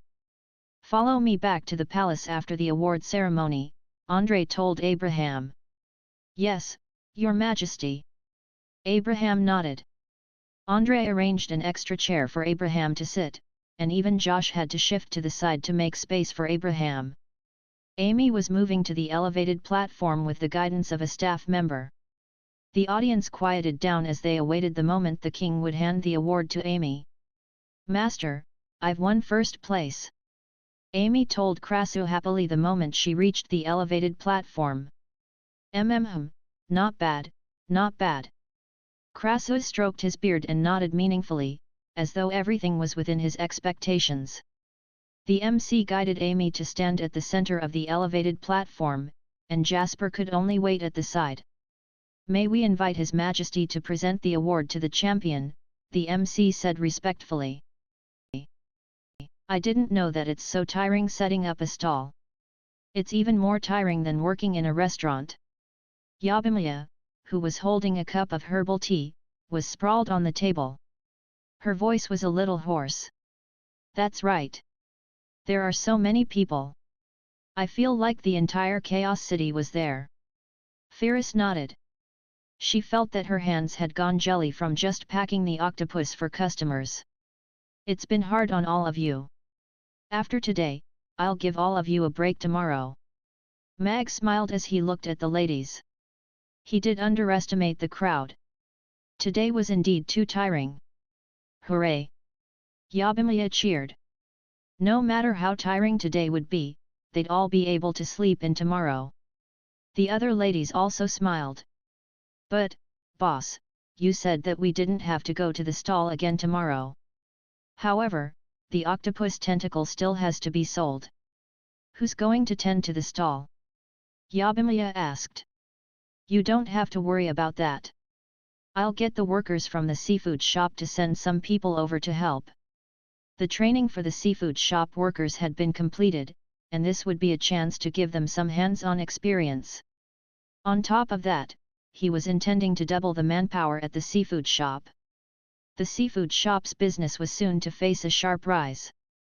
If all went on smoothly, he would be able to open another branch soon too. Meanwhile, at the entrance of the delicacy extravaganza, customers who came over for the extravaganza were stunned when they saw the temporary resting notice at the stall. When did the delicacy extravaganza stalls start having break time? The screen was still playing a pre-recorded video of all the delicious food that came out from Mag's hands, and that made some people stop to watch. The stall owners around had mixed feelings when they saw the resentful customers. It was inevitable that they would feel envious. They had participated in so many delicacy extravaganzas, and they had never seen a stall owner who made rules for the customers. Neither had they seen a stall owner who could cause such an uproar after starting for just half a day. Of course, none of them had ever seen a stall owner who would leave a large crowd of customers behind to bring his employee out for a lunch break. Other stall owners would grab a cane, and watch behind their employees to see who wasn't serious at work. I guess Mamie Restaurant will be dominating the charts for the Delicacy Extravaganza Delicious Cuisine rankings. Well deserved. Just take a look. None of us can defeat them. We can't be too jealous of that. Luckily they are only doing 4 Octopus Tentacle series dishes. Otherwise, I don't think we can compete with them. A few stall owners gathered together, and their topic of discussion was inevitably a little sour. They're only joining the Delicacy Extravaganza for one day. A few days later, the customers will forget their taste. Let's work a little harder. There's still hope, Elves said as he forced out a smile. They have such a good spot, so many customers, a long list of customers buying their product, and fast serving speed, but they are only participating for one day. Everyone was shocked. That was a little unimaginable for them. However, this piece of news quickly got everyone thinking. The Delicacy Extravaganza would be going on for 7 days, and although they could not win against Mamie Restaurant today, no one would know for sure 7 days later. After the short break, everyone returned to the stall. Before they even reached the stall, Mag was already faced with several death stares. Why is there a line? Mag was shocked at the long line in front of the stall. He did not expect that people would still line up after the notice was placed. After all, this was not Mamie Restaurant, and the customers were not his regulars. However, Mag was not new to this. He brought the ladies to the stall without feeling sorry, and quickly prepared for operation. Mag made all the food on the spot. He switched the screen to live stream his cooking. He held fathead fish in his hand, and the ingredients were cut into equal pieces in the air with a wave of the cleaver, falling into their respective baskets for side ingredients. The expressions of the customers, who were deeply resentful, slowly started to look better upon watching the scene. They did not think that the chef, who appeared quite young, was actually so good with his cutting skills. He was able to cut the ingredients up into equal sizes despite holding a large and bulky cleaver. His actions were so swift they made housewives look bad. Just watching the ingredients getting prepared was a performance to behold. That made the customers not so angry anymore. At the same time, they were already looking forward to the delicacies that had explosive reviews. Of course, the biggest reason was that while lining up, they were already forced to watch the 4 dishes that were on repeat umpteen times. All they wanted to do now was to quickly try them so that they could satisfy their angry stomachs. Boss Mag, I heard that Little Boss had advanced to the top 32 in the Magic Caster tournament yesterday. On top of that, she was in the Magic Caster category. What a young talent, Dicus congratulated Mag when he came over with his child for the Delicacy Extravaganza. The Roth Empire's Magic Caster tournament was the most prestigious Magic Caster competition on the Norland continent. Even though it was limited to only those under the 8th tier, there would still be Magic Casters who displayed their flair during every competition, thus becoming a name to behold in the Magic Caster world. Amy was able to enter the top 32 at the age of 4 in the Magic Caster category, and this achievement itself was undefeatable. When the City Lord heard the news of that yesterday, he was equally stunned. Upon hearing that, the customers standing in front were all in for the gossip. They did not expect the chef, who looked rather young, to already have a child. On top of that, his child was also a talented magic caster? I see, that's pretty good. Mag nodded with a calm expression, but his hands had never stopped. Amy joined the Magic Caster category, not the youth category, Dicus emphasized again, thinking that Mag did not hear him clearly. I guess it's very embarrassing for those Magic Casters who lost to her. Mag asked with a smile, as though he had just realized. Dicus was stunned. That was quite a novel perspective. However, after thinking for a while, he nodded, and said, I guess it's pretty awkward. Amy is good at everything except acting. Otherwise, she could let them lose with more dignity, Mag said regretfully with a sigh. Dicus glanced at his son, who was munching happily on a pastry, and suddenly felt that his son was very disobedient. Father, I want to eat this cute little ball, Dicus's son said as he pointed his plump little finger at the octopus ball. Dicus glanced at his watch, and then at the long line behind, and was conflicted. He had to go back for a meeting later, and might not have time to line up. Wait for a while, and get the child an octopus ball, Mag said with a smile. It's going to be break time in a few minutes. I'll make a serving for him separately. Chapter 1873 Do not look down on the poor youth. That's right. We're all lining up. You're the one who set the rule. How could you make food for someone else just like that? A few others chimed in. Let's forget it. We'll come over and try it another time. Dicus did not want to put Mag on the spot.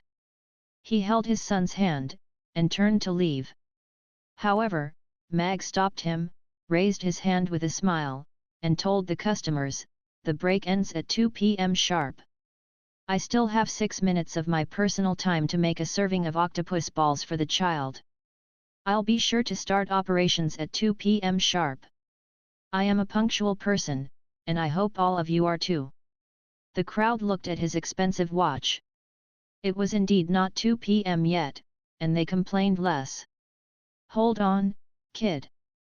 Mag smiled at Dicus's child, SAHDR. He scooped a spoonful of batter, and poured it into the preheated grill. Dicus was a regular at Mamie restaurant, and was also Mag's old friend. He was basically in charge of things regarding the city lord's castle. SAHDR and Amy were of similar age, and there was still time, so Mag would naturally be more than happy to make one serving for him. In less than 3 minutes, a large serving of octopus balls was placed in a wooden box. Mag squeezed out the sauce, and sprinkled some bonito flakes and shredded seaweed. After that, he passed it to SAHDR, who was already swallowing his saliva. Be careful, it's hot. Wait for a while before eating. Thanks, Uncle. SAHDR received the octopus balls with both hands and thanked Mag courteously. Thank you, Boss Mag. Dicus passed Mag a silver coin. It's all right. It's for the child. Mag shook his head with a smile without receiving it. All right.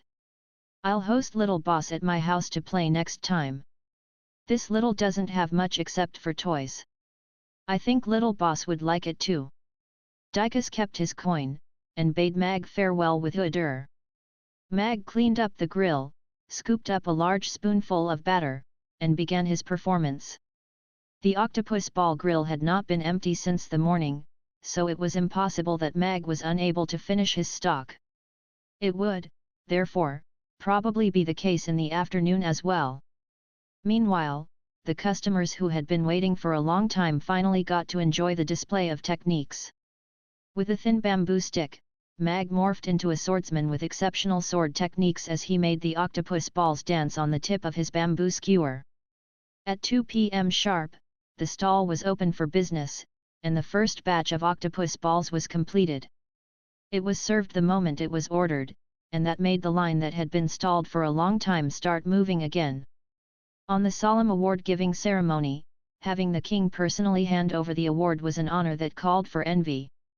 Thank you. Amy received the trophy André presented to her with both hands. Her smiling face and glittering eyes were reflected on the shining trophy. Little Amy, you are very talented. If you like the Roth Empire, you can join us anytime. André smiled amiably at Amy. I'll have to think about that and ask my father. Amy blinked as she avoided giving him a direct reply. The magic caster contestants downstage all looked at Amy enviously. With the trophy in her hand, it was akin to holding a direct pass to the upper class of the Roth Empire. On top of that, the king even personally offered her a place in the Magus Tower. What an honor! However, even if she was not the champion, with just her talent and the status of being Master Krasu's disciple, she was already in the upper class. Jasper, who was standing at the side, had a complicated expression. He was supposed to be the one standing in the center. However, he was defeated today by a little 4-year-old magic caster. She crushed his ego, and reduced him to a kale fare. Andrei smiled. He did not mind that Amy did not agree, and turned to walk towards Jasper. Jasper quickly stood up tall. He looked at the king as the latter walked towards him. His heart raced. Could His Majesty be presenting him with his award too? According to tradition, the first runner-up would not get such treatment. Why? Jasper, right? You're an excellent magic caster. Very young and capable. Don't give up easily. You have excellent talent and capabilities, and are the role model for the younger generation of magic casters. I have high expectations of you, and I hope you can become the pillar of support for our nation. Andrei praised Jasper as he passed him the silver trophy. Thank you, Your Majesty. Jasper quickly received the trophy, and bowed deeply. His voice trembled uncontrollably with agitation, but he held the trophy extra carefully. His Majesty had presented him with the trophy. What an honor that was for Jasper, who was only the first runner-up. On top of that, the king's words to him ignited his passion once again.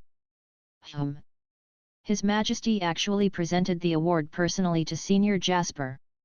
It seems like even though he lost to Amy, His Majesty still has high expectations for him. The little girl is after all from a different race. It's impossible to get her to be loyal to the Empire. Therefore, His Majesty chose Jasper. The disciples from the Magus Tower and the Magic Caster contestants were all shocked. At the same time, they could guess what Andrei had in mind.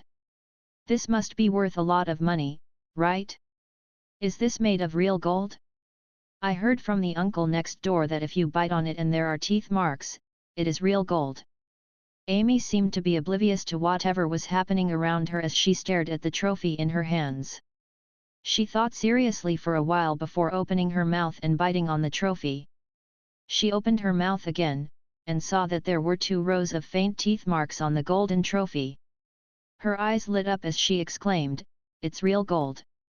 Many people saw that, and although they did not know what she was doing, they were struck by her adorableness. After the award ceremony for the Magic Caster category, Amy returned to Krasu's side with her trophy. She inched close to Krasu, and whispered, "Master, this is made of real gold." Krasu glanced at the golden trophy Amy was hugging tightly. Did they start to cut costs even on the trophies now? Look, I bit on it secretly, and there are marks. Amy turned the trophy to show Krasu the 2 faint rows of teeth marks. Krasu reached for the trophy and flicked it. A soft ting echoed within the trophy before disappearing. Children's teeth are good indeed. She could even bite into a dragon's humming stone. Krasu could not help but lament to himself with a strange expression.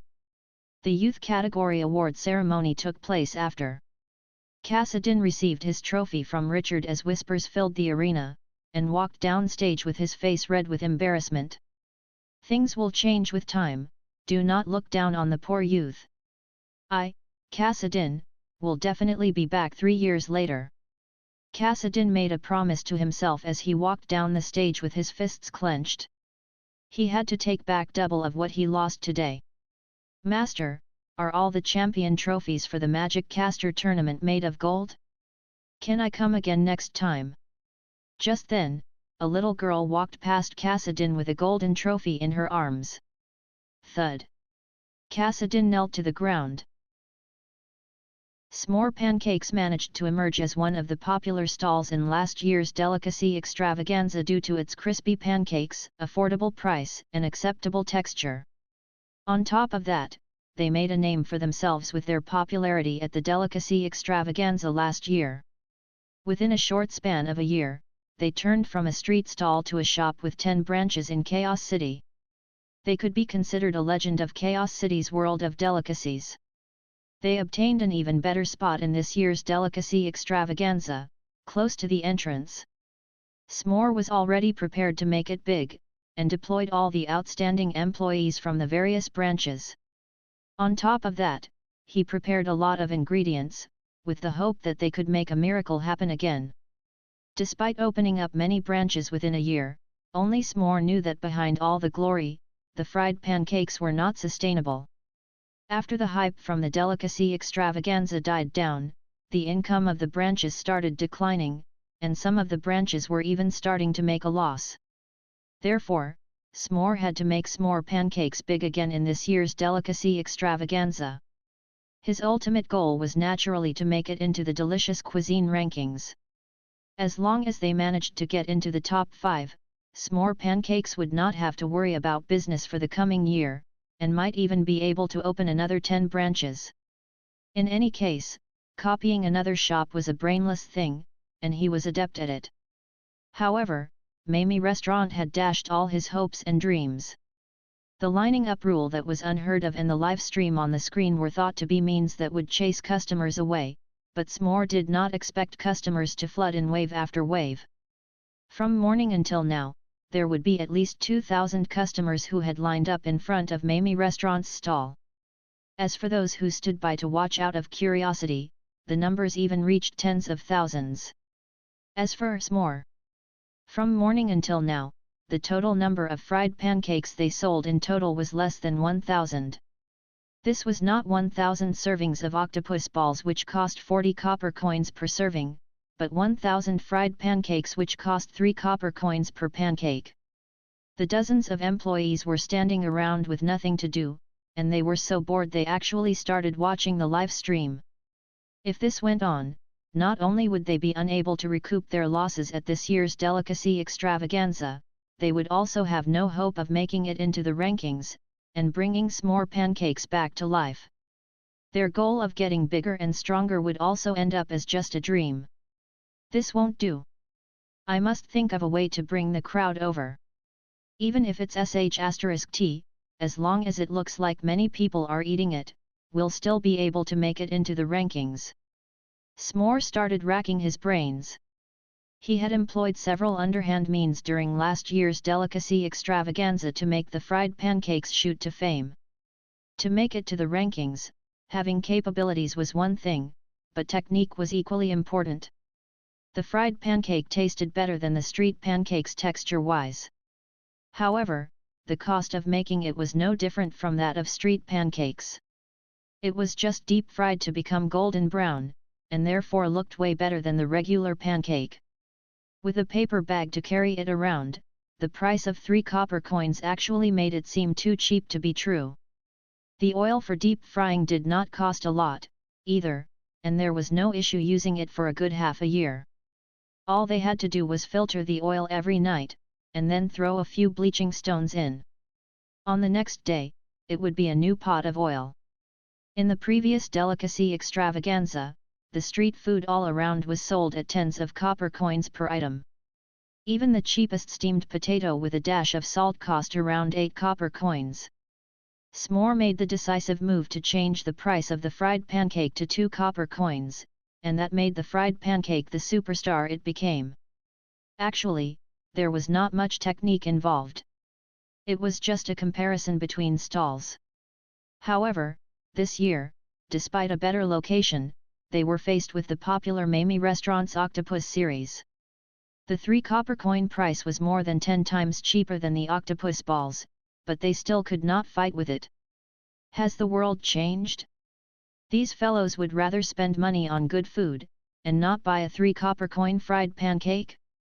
S'more's brows were tightly knit together.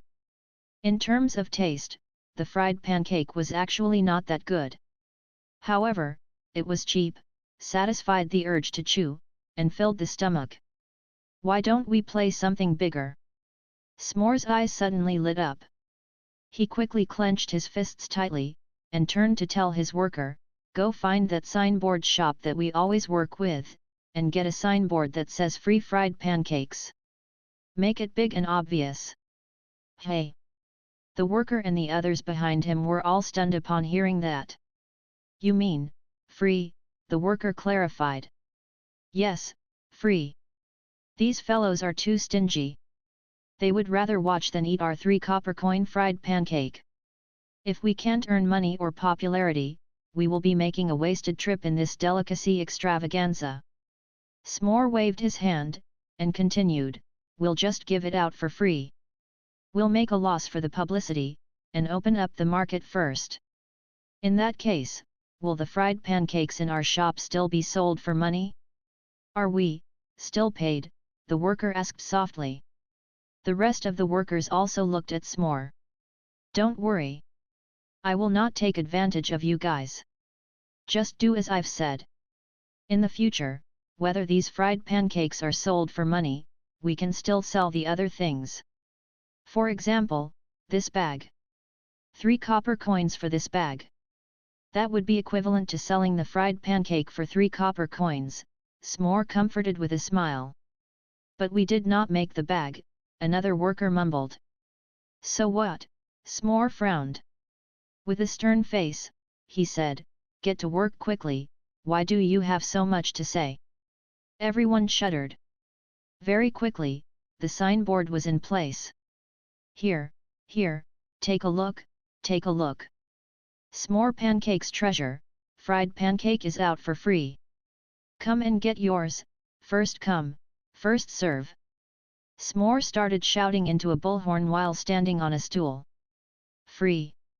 Gazes started turning towards S'more Pancakes.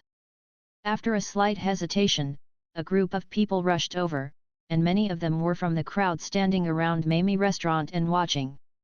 This was the first time there was free food in delicacy extravaganza. No matter what, since it was on a first-come first-serve basis, getting there fast would be crucial. Very quickly, the S'more Pancakes stall was crowded with people. There were shouts, curses, and shrieks. It was even more crowded than outside Mamie restaurant's stall. The housewives standing in the line glanced at the crazy mob, and continued watching Mag cook. There probably wasn't a second stall with such a comfortable waiting environment. They are actually giving food out for free. Isn't that too much just to snatch customers? Yabimiya said indignantly as she glanced at the spectating crowd that had decreased by half.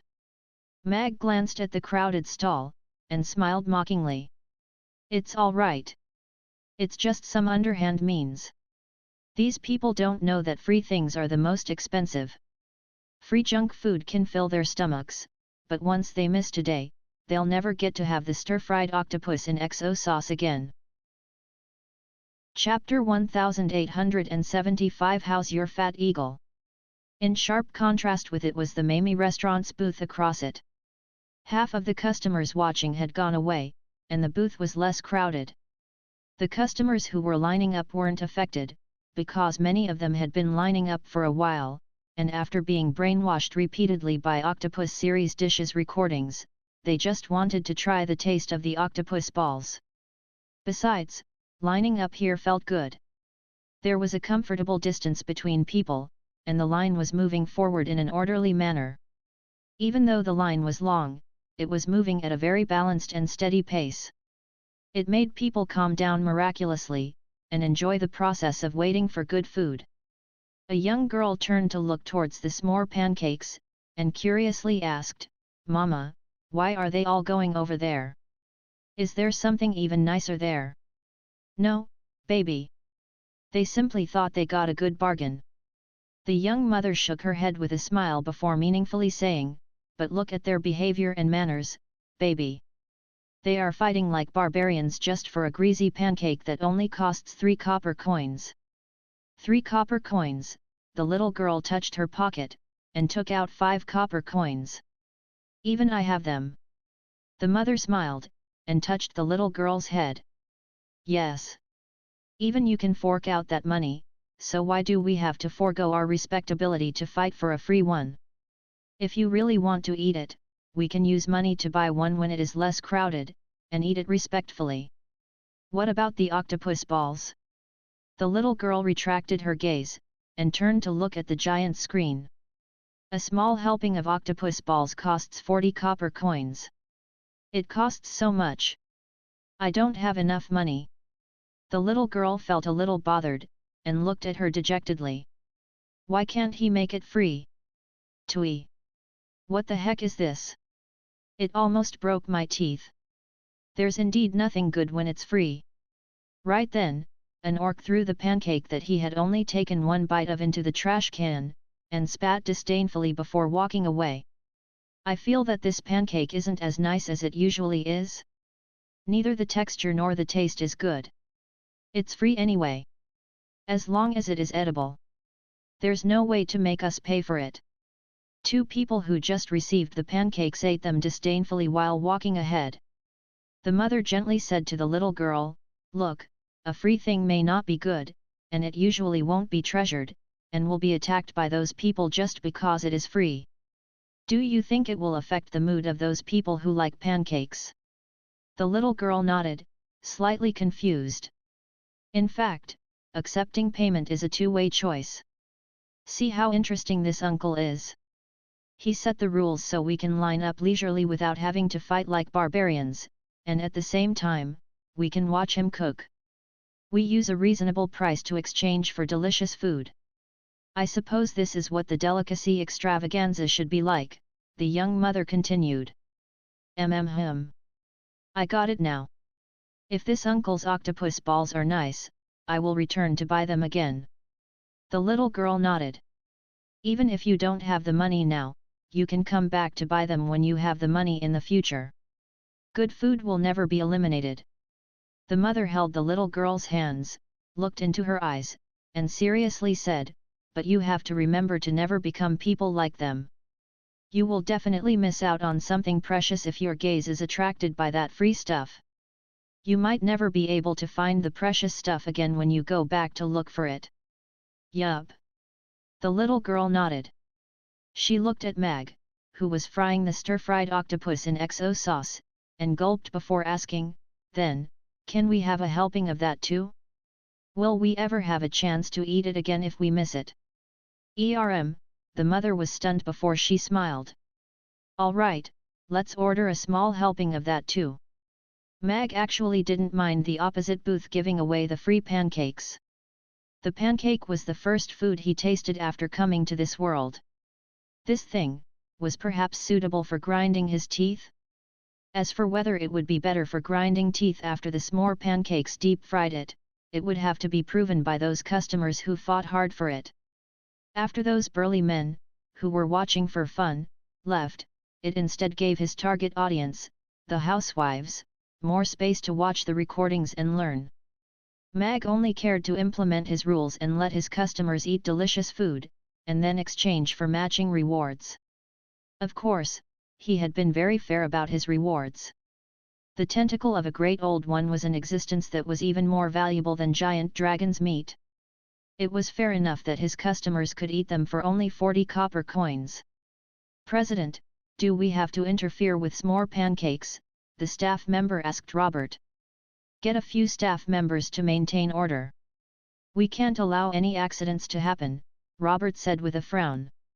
He knew that the s'more pancakes' behavior harmed the other vendors to a certain extent, but the Food Association wouldn't interfere with the vendors' operation modes. "This bastard is so shameless. He actually made them free of charge." "Yes. He's even more shameless than Mamie Restaurant. At least Mamie Restaurant wins with its flavor. Are we going to follow suit?" "Follow your *s. The cost price of one roast pig is 800, and yet you want me to make them for free? Do you know how expensive pork is right now?" S'more's smile got brighter, but the neighboring booth's bosses were miserable. Although Mamie Restaurant attracted many customers, there were still many other customers who went to the other booths. Now, the s'more pancakes operation was very devastating to the other booths as the customers left without looking at them after getting a big pancake. However, the bosses were also tempted when they looked at the crowd in front of the s'more pancakes booth. Amy, who was about to go have a good meal with Krasu, was stopped by Abraham. Amy looked at Abraham, and curiously asked, "It's you, fat uncle, how's your fat eagle?" Although it was a little difficult on it, it managed to fly back. Abraham was a little embarrassed. That fat eagle of his was very embarrassing. But, he soon smiled. Little boss, are you going to have your meal? I know where the best food in Rodu is. Should I bring you there? Really? Amy's eyes lit up, and she immediately nodded. All right, we will let you bring us there. With a smile, Abraham continued, hee hee. Furthermore, little boss has performed spectacularly in the past 2 days, and made me earn 2 billion copper coins. I have decided to give you half of them.